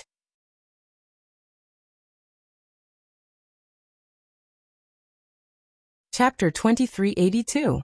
Ce's words were clearly heard by everyone present. His magnetic and mellow voice was exceptionally attractive. His voice was so crisp that it was enough for women to pursue and fantasize about. That voice was like a giant bell that struck the ears of Wei Min, Luo Jiejun, and Wei Zhe. It was as if the world was falling apart, causing everyone to tremble in shock. "What did you say? You. This child too? You." After hearing Ce's words, Wei Min felt as if her head had been struck by a 500-kilogram object. Her body trembled violently before she came to a sudden stop. She stared fixedly at Ce and spoke incoherently. "The child in her stomach is yours? You guys have already gotten a marriage certificate?" Luo Jiejun finished Wei Min's sentence before she could finish. At this moment, Luo Jiejun's voice was trembling as he asked this question. He was afraid that Yun Jian or Ce would say yes. They already had a child. They even got a marriage certificate. Even if the marriage certificate wasn't from country Z. Even if Yun Jian wasn't of legal age to register her marriage at the Civil Affairs Bureau in country Z. However, since Yun Jian and Ce already had a marriage certificate, it was legal. Luo Jiejun trembled all over. This was the first time he was so interested in a girl, and also the first time he paid so much attention to a girl. In the end, not only was this girl married, she even had a child. "Not bad, Wei Lin. You're awesome. You're even pregnant. No wonder you like eating pickled cabbage so much recently. You eat it every day for every meal. You even eat 3 times as much as me. Speaking of which, Wei Lin, if the child in your stomach is a girl, how about keeping it for me to be my future wife? I'll wait for her for 18 years. Haha." Just as the atmosphere started to subtly change, Luo Jiechen spoke in a relaxed and straightforward tone. Luo Jiechen didn't notice the subtle change in the atmosphere. He was a disobedient person who usually played games on his phone, played video games, and participated in gang fights. He was a very casual person. At that time, Yun Jian, who was called out, came back to her senses. Her expression didn't change at all, but she felt a strange feeling in her heart. She's pregnant? She was pregnant with his child? At this moment, Yun Jian's feelings were very complicated. When Yun Jian learned that she was pregnant, she was very nervous. Would she not be a good mother after the child was born? But to be honest, Yunjian was more surprised and happy than nervous. Yunjian's heart pounded wildly at the thought of the little life, quietly growing in her stomach. Although she looked indifferent on the surface, Yunjian's red lips, which were curled up slightly, hinted at her current mood. Hey Weilin, to be honest, if you really give birth to a daughter, I definitely won't marry her in this lifetime. I'll marry her when she's 18 years old. Do you agree? If you give birth to a boy, then in 6 or 7 months, will you be able to give birth to him to play with? Grabbing, pinching, and lifting. Kids are so fun. Hey, last time, I played with a baby until he cried, but you can't blame me. I only ravaged him a little. I really didn't do anything bad. Weilin, if you give birth to a boy, can you lend him to me to play with for 2 days? Babies are so fun. Their cheeks are tender, pink, and round. When you poke them with your fingers, they are as soft as a sponge. Luo Jiechen was very excited. When he said this, he looked at Yunjian eagerly, waiting for Yunjian to agree. But just as he said this, Luo Jiechen felt a gust of cold wind sweeping over from Yunjian's side. Luo Jiechen pulled the corners of his mouth like a robot, and turned his head in confusion. He could only see Si Yi's dark eyes, which were flashing with murderous intent, staring deeply at him. Her thin lips moved. Si Yi looked coldly at Luo Jiechen and said expressionlessly, "Do you want to die? Please remember the domain name of this book, .com. Wonderful book mobile version website, .com.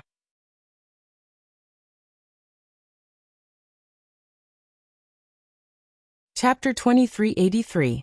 These two simple words came out of Si Yi's thin lips, but they carried a cold and piercing murderous intent. After the chilling sound spread out, everyone present was suddenly shocked, and it took a long time for them to react. Especially Luo Jiechen. Luo Jiechen had only said what was on his mind, but he didn't expect to receive such a terrifying glare from Si Yi. Luo Jiechen was so frightened that he trembled. He quickly waved his hands and shook his head. No, no, no. I'm not looking for death. I'm not looking for death. Big brother, I was wrong. Just pretend I didn't say anything. I didn't say anything. I didn't say anything. Luo Jiechen immediately cowered. He stood behind Luo Jiejun and quickly shut his mouth.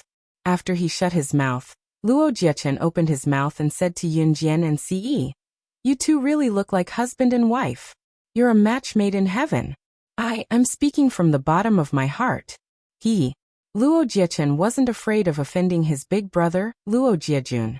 After he finished speaking, he stood behind a big tree and reached out to hug the tree.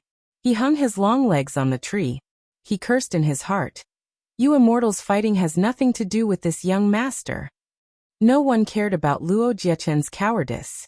At this moment, Wei Min, Luo Jiejun, and the others had already recovered from their shock. Actually, it wasn't just the current university students. In the year 2003, dating had become a trend among university students. As early as the old era of the previous century, the idea of dating was already outdated. As men and women dated and developed feelings for each other, it was inevitable that they would steal the forbidden fruit and lose control of their emotions. Of course, it was difficult for most couples to end up together in the end. Therefore, as a girl, she had to protect herself well. She couldn't be attracted by a few words from an ordinary guy who thought he was very knowledgeable. She couldn't fall in love with him and be cheated away. She had to remember that for people who were truly capable, even if they didn't brag, other people would know their true strength. Most of the time, people who kept talking about how powerful they were just empty words. They didn't have any real skills.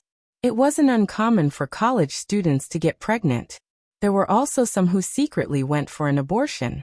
Of course, Yunjian and Si Yi had gotten a marriage certificate abroad to conceive a child. Moreover, from the looks of it, they didn't intend to hide the fact that they had an abortion at all. Jiechen, just you wait.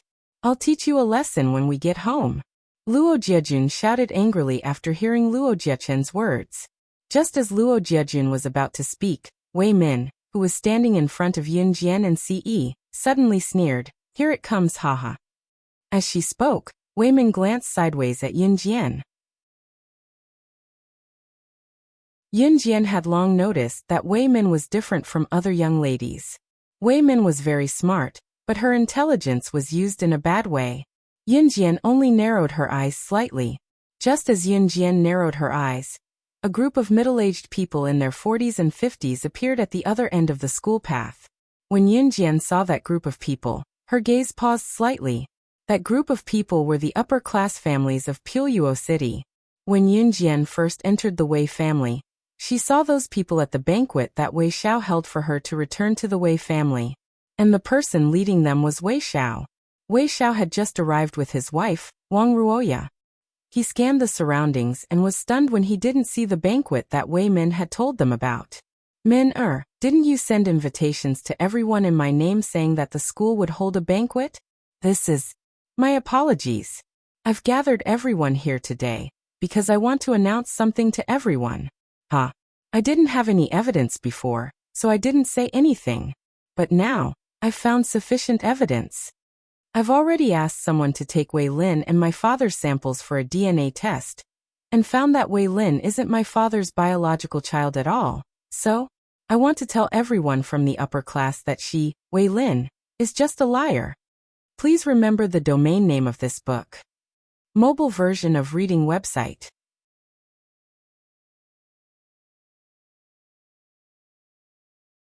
Chapter 2384. Wei Min had already planned to trap Yun Jian here. However, Wei Min had never expected Yun Jian and Ce to leave so early. Hence, Wei Min had no choice but to run out and call for Yun Jian and Ce. However, Yun Jian and Ce did not listen to her at all. In the end, Wei Min had no choice but to go all out and tell Yun Jian and Ce that Yun Jian was pregnant. This was just Wei Min's way of holding Yun Jian and Ce back.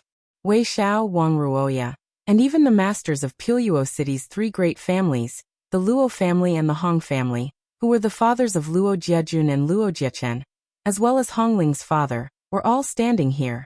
Everyone was dressed in formal attire, as if they were rushing to attend the banquet. However, Wei Min was just using her father's name to send out invitations to everyone. Wei Min's motive was simple. She just wanted to expose Yun Jian's true colors in front of everyone. She was not the Wei family's youngest daughter, Wei Lin. She was an imposter. After Wei Min said this, everyone present was in an uproar. Everyone instantly forgot that Wei Min had used her father's name to trick this group of people here. They all looked at Yun Jian with great interest. This was a piece of explosive news. If one wanted to ask how Wei Min had taken Yun Jian and her father's samples for a DNA test, one would have to start with the school doctor, Dr. Jiang. Dr. Jiang picked up a strand of Yun Jian's hair and took it to do a DNA test with Wei Min's father's hair. It had not been long since Wei Min received the news. After learning that Yun Jian was not the real Wei Lin, Wei Min had arranged the show to expose Yun Jian's true colors in front of all the upper-class aristocratic families. She's not the real Wei Lin. Luo Jiejun asked with widened eyes right after Wei Min's words. Brother Jiejun, I'm not framing her. Here's the evidence. Wei Min laughed coldly and took out a DNA test report from her pocket. Everyone clearly saw that the DNA test report clearly stated that Yun Jian and Wei Xiao were not close relatives. This meant that they could not be father and daughter. After taking the DNA test report, Wei Min looked at Yun Jian with a smug expression. Then she stood in front of Yun Jian like a winner. She raised her head and stood on her tiptoes to meet Yun Jian's eyes. She sneered and said, Yun Jian, you're amazing. You actually managed to fool my father and successfully pretended to be my sister to come to my family to enjoy a luxurious life. But there's no such thing as an impenetrable wall in this world.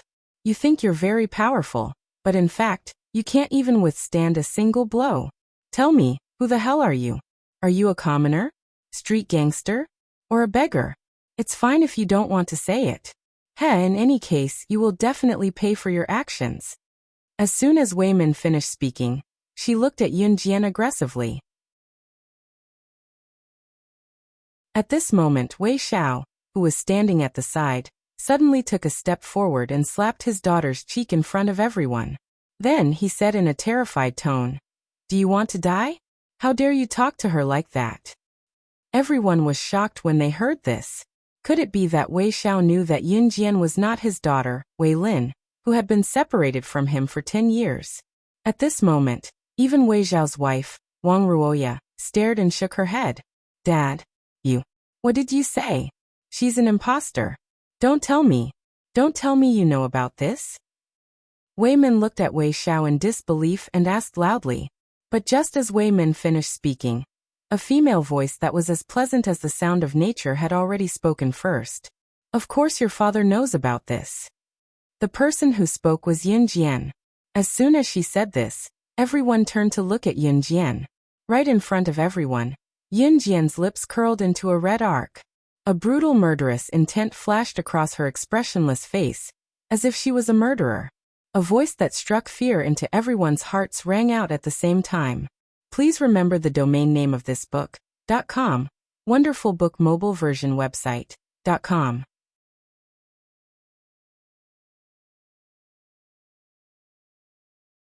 Chapter 2385.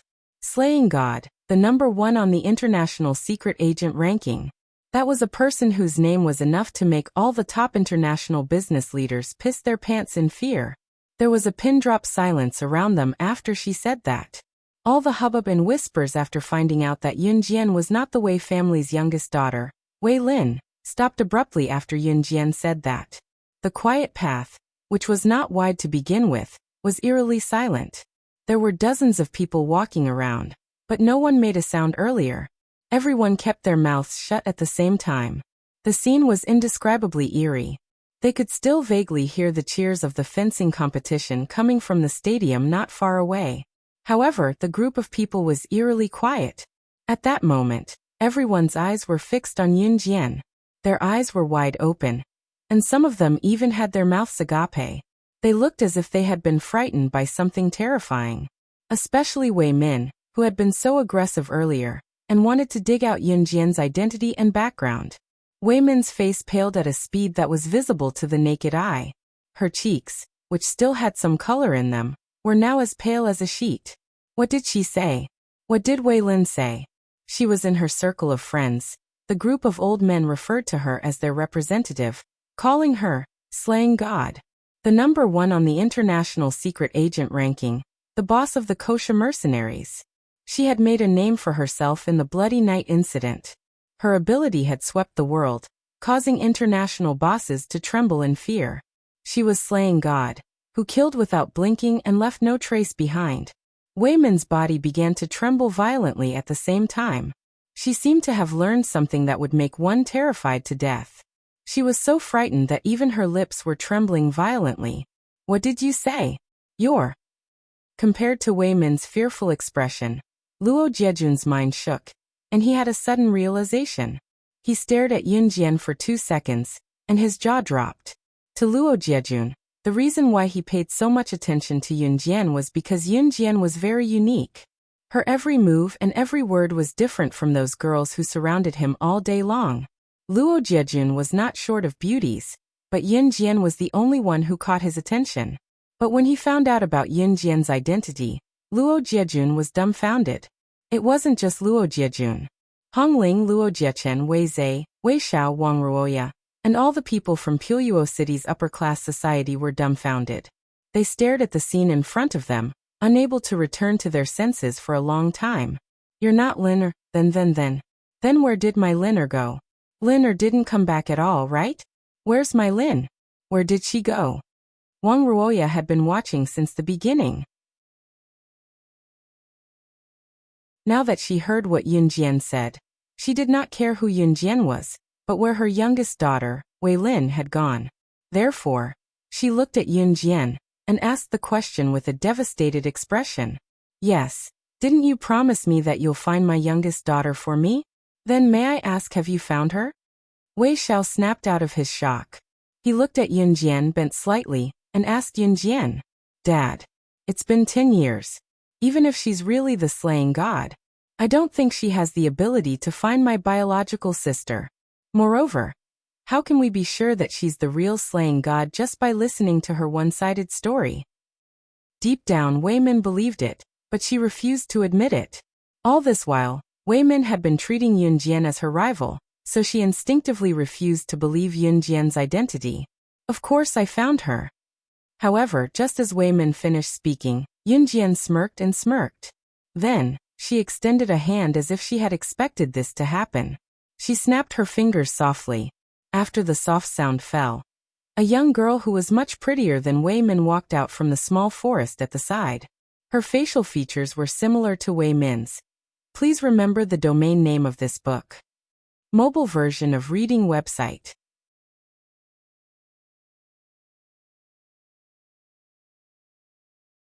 Chapter 2386. The girl was wearing a pair of black jeans, a tight white top, and only a leather jacket. She walked out of the forest with graceful steps and gradually came to the front of everyone. Just from the girl's appearance, I can infer that this girl is definitely Wei Xiao and Wang Ruoya's biological daughter, Wei Lin. As Wei Min, who had always been against Yunjian, Wei Min's looks were average and not considered good-looking. However, her figure was all right and was completely different from her father, Wei Xiao. As for the real Wei Lin, although her features were similar to Wei Min's, Wei Lin's looks were very accurate. Her nose was slightly high, her lips were red, and her eyes were very big. Her eyelashes made her look very cute when she blinked. She was completely different from Wei Min. She was really found. A person who had been lost for 10 years was really found by Yunjian. The moment she saw the real Wei Lin appear, Wei Min's eyelids suddenly twitched. Then, her heart suddenly tightened, and an expression of fear of being discovered after doing something bad took over her entire face. You really are my Lin. My Lin. Wang Ruoya recognized her at a glance. She rushed forward almost at the same time and hugged Wei Lin. When Yunjian returned to the Wei family, although Wang Ruoya was happy, she couldn't find the feeling of kinship in Yunjian.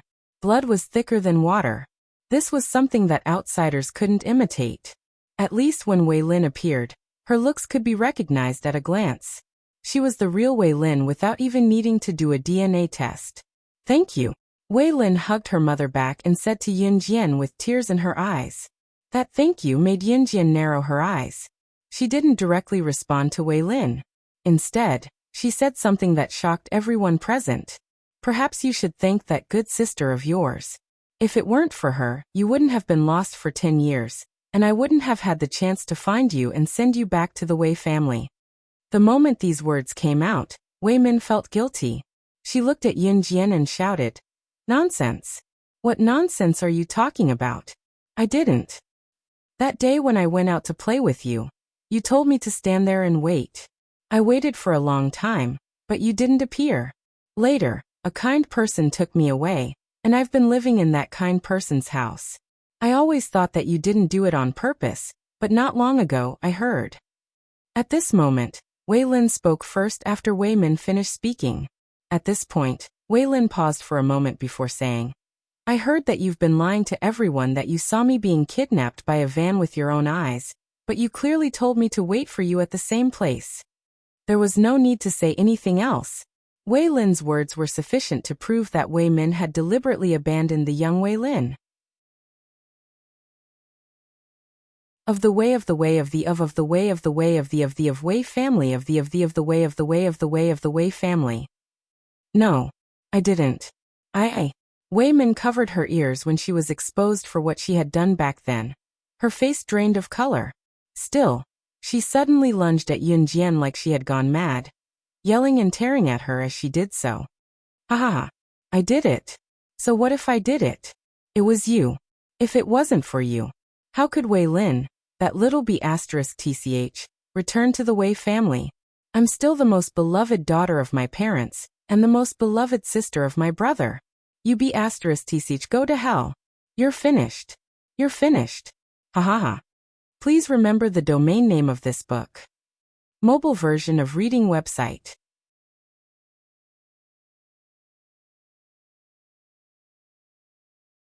Chapter 2387. As if triggered by something, Wei Min charged at Yunjian desperately, trying to drag Yunjian down with her. It was over. She was done for. The scandal back then was exposed in front of Piluo City's upper-class society. From now on, there would be rumors of the Wei family's young miss abandoning her younger sister out of spite in Piluo City. As for her brother Jun, and he definitely wouldn't like her anymore. Wei Min was purely thinking that she would drag Yunjian down with her even if she was done for. Hence, Wei Min did as she was told. Just as Wei Min was about to dash to Yunjian like a madwoman and perish together with Yunjian Ce, who had been carefully wrapping his arm around Yunjian's abdomen and protecting Yunjian like she was a treasure, leaned her back against his chest and circled Yunjian from behind to protect her as he spun her in a small circle. After he was done carefully, Ce lifted his leg and kicked Wei Min, who was about 1.6 meters tall, in the face. The force of the kick was so strong that it almost broke Wei Min's neck. Wei Min was dizzy from the kick that was filled with killing intent. She fell to the ground with a plop. She was still conscious, but her head, hands, and feet were completely numb for a short period of time. Her head, in particular, was almost torn in half by Ci's merciless kick. Minmin, Wei Zhe, Wei Xiao, and Wang Ruoya, who witnessed the scene, cried out. Although what Wei Min had done to Wei Lin back then was already a fact, Wei Zhe, Wei Xiao, and Wang Ruoya could not bear to see Wei Min die without a corpse. Humans were not cold-blooded creatures. No one could guarantee that they would not develop feelings for someone after interacting with them for a long time. The feelings here referred to pure friendship, family, and so on. Ci's expression was terrifyingly dark. What Wei Min did just now was a test of his patience. How dare he face Xiao Jian's opponent right in front of him? In fact, Ci's kick had directly crushed Wei Min's skull. This kick was even more ruthless than killing Wei Min. Ha ha ha, you're finished, you're finished. Even if I die here today, you're finished too, ha ha ha. Who knew that Wei Min, who was lying on the ground, could no longer move her head. However, she opened and closed her mouth and said those words to Yunjian without fear of pain. Upon hearing this, Yunjian's eyes narrowed. She suddenly took out a folding fan from under her clothes. She broke away from Ci's embrace and walked a meter away from Wei Min. Then, she pointed the fan at Wei Min. Do you believe that I can use this fan as a dagger to seal your throat? This fan was the one that Yunjian had taken from someone when she first met Luo Jiejun, and Hongling when she first entered the Imperial College. She saw Hongling bullying someone. The fan was covered with spiritual power, which was why Yunjian wanted it. No. Please don't. Min'er is my daughter too, please let her go. Let her go. Wang Ruoya knelt before Yunjian when she heard Yunjian. Wei Zhe and Wei Xiao begged for mercy as well. When the upper-class people who were watching the show thought that Yunjian was a kind-hearted person since she had brought Wei Lin back. However, Yunjian flung the fan at Wei Min. She was going to kill her. When everyone saw this, they were so frightened that their faces changed. In spite of it, a figure in a black robe flashed by the forest at the same time the fan was thrown. Yunjian narrowed her eyes and smirked at the sight, as if she knew that the figure would show up when the fan was thrown. Just as the sharp end of the fan was about to seal Wei Min's throat, Yunjian was one step ahead of the black figure, and caught the fan before retreating to Ci's side. Then Yunjian smirked at the black figure. You really showed up. Mysterious person. Please remember the domain name of this book. Mobile version website.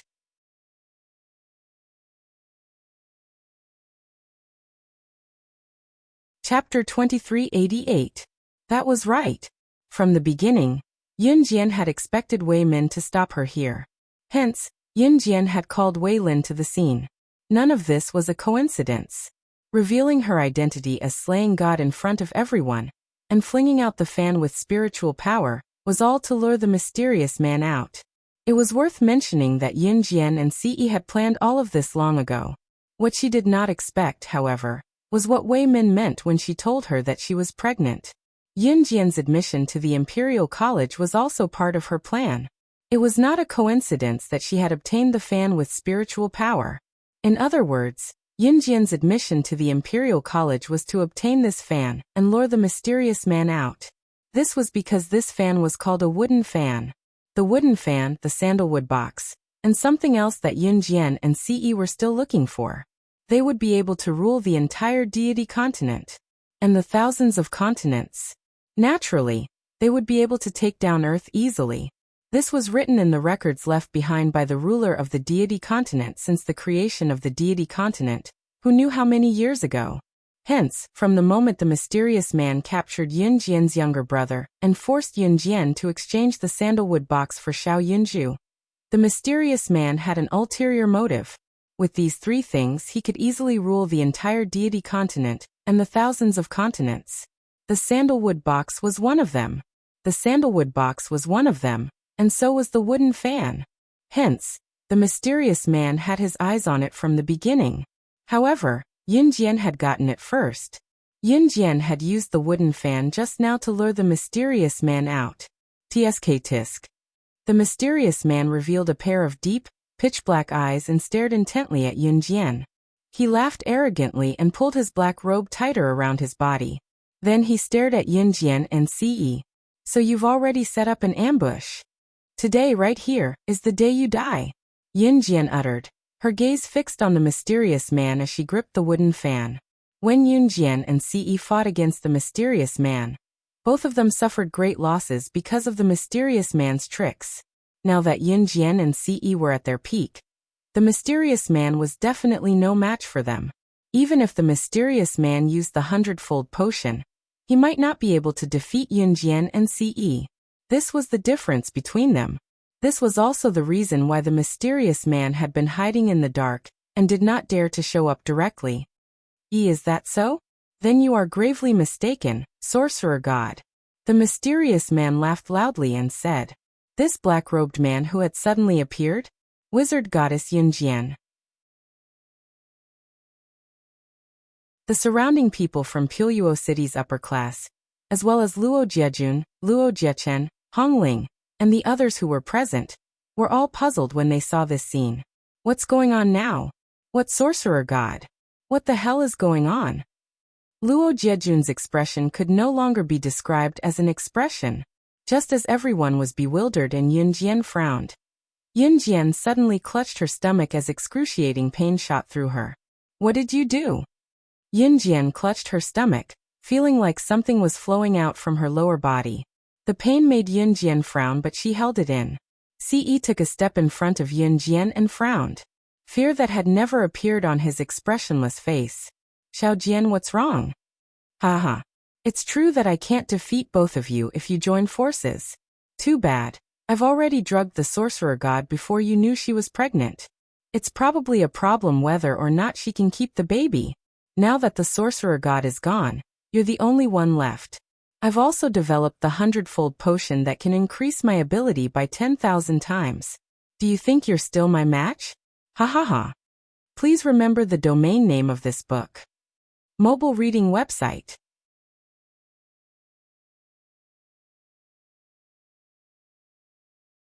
Chapter 2389.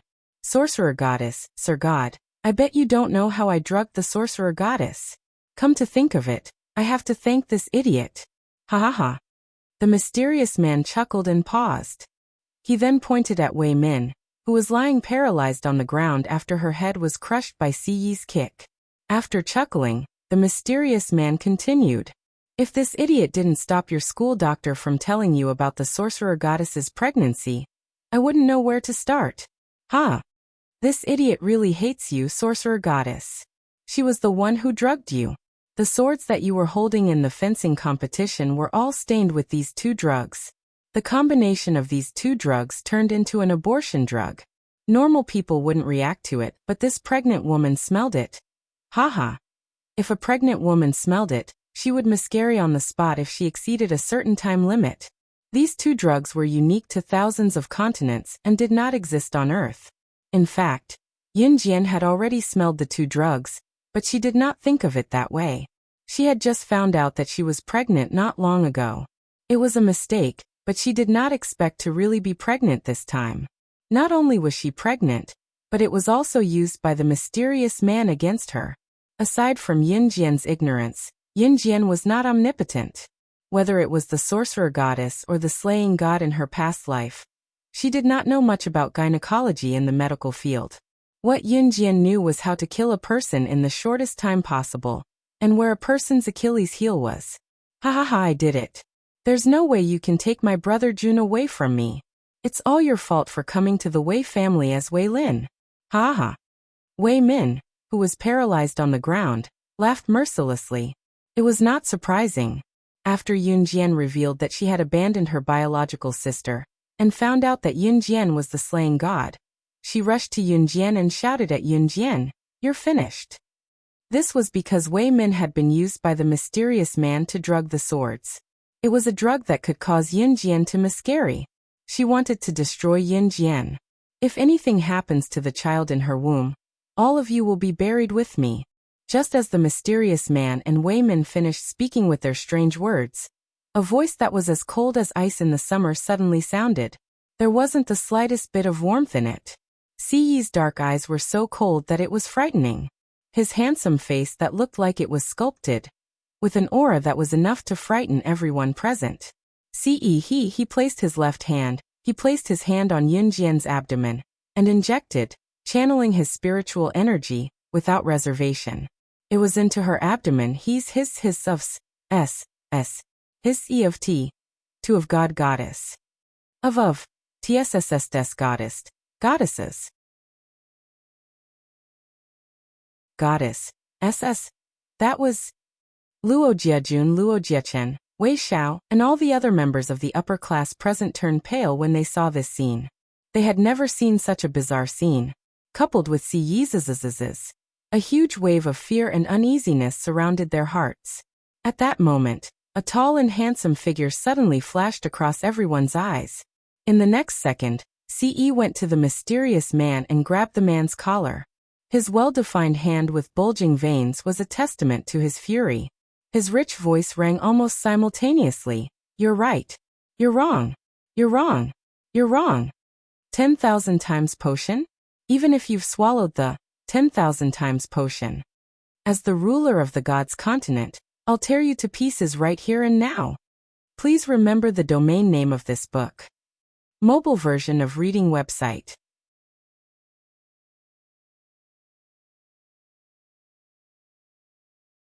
Chapter 2390.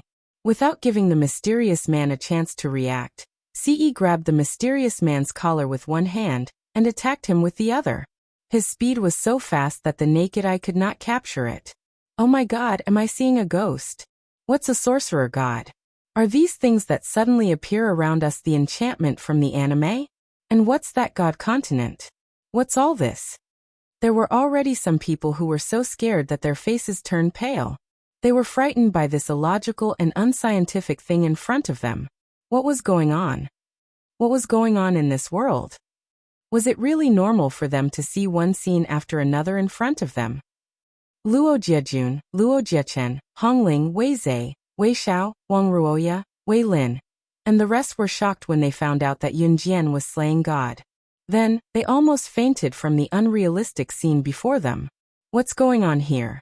Wei, why is that person targeting all of you? Luo Jiechen looked at Yunjian from afar, and swallowed the words Wei Lin, that he was about to call out. Just as Luo Jiechen finished his sentence, Si Yi's handsome hand had already pierced through the mysterious man's chest and crushed his heart. Ugh. The mysterious man's chest was pierced through by Ce, and there was a trickle of blood at the corner of his mouth. However, this was not a fatal injury to high-level immortal cultivators from thousands of continents. Ce did not give the mysterious man a chance to react at all. Above his handsome face, which was infuriatingly handsome, was a pair of sharp black eyes that were stained with blood at a speed that was visible to the naked eye. He pierced through the mysterious man's chest with one hand, all the way from the chest to the back of the mysterious man. His other bony hand covered the mysterious man's head at the speed of light, directly pulling the mysterious man's head out from the ground. The speed was so fast that it shocked everyone present. However, after recovering from the shock, everyone present was shocked by Si Yi's furious technique. The strength of a person's hand and fist could actually penetrate a person's chest and uproot a person's head. The mysterious man seemed to have lost all signs of life, his body paralyzed. Dead. Did he die just like that? Someone asked in a trembling voice. Is the mysterious man dead? How could this be? Ha! Do you think I'm dead? I've already taken the 10,000 times potion. Now, my strength is 10,000 times stronger than before. Divine Lord, O Divine Lord, no matter how powerful you are no match for me. Moreover, You still have your wife, the witch goddess, who is about to have a miscarriage. In her current state, not only can she not help you, she might even become a burden to you." The mysterious man laughed cruelly. In that second, his chest, which had been pierced by CE, automatically healed. The head that had been uprooted by CE automatically healed back into the neck. 10,000 times potion. Swallowing this kind of medicine was definitely a very harmful thing to the body. However, as long as he killed the Divine Lord, no one in the entire deity continent would be his match. The mysterious man retreated more than 10 meters away in a flash. His wide black robe covered his original appearance. He stretched out his hand and laughed cruelly in an extremely disgusting tone. "Although I've taken the 10,000 times potion and my strength is indeed not enough to defeat you, Divine Lord, I'll make it clear today. You, Divine Lord, will lose for sure. For a woman, you will lose for sure. Please remember the domain name of this book." Mobile version of reading website. You're tuning in to the Lime's Wuxia Whispers YouTube channel. We're so grateful for your support, and don't forget to subscribe to join us on this incredible journey through captivating stories. Your generosity through donations truly makes a world of difference, as it's the primary source of revenue that allows me to expand and enhance this channel for you. Thank you from the bottom of my heart for being a part of this adventure.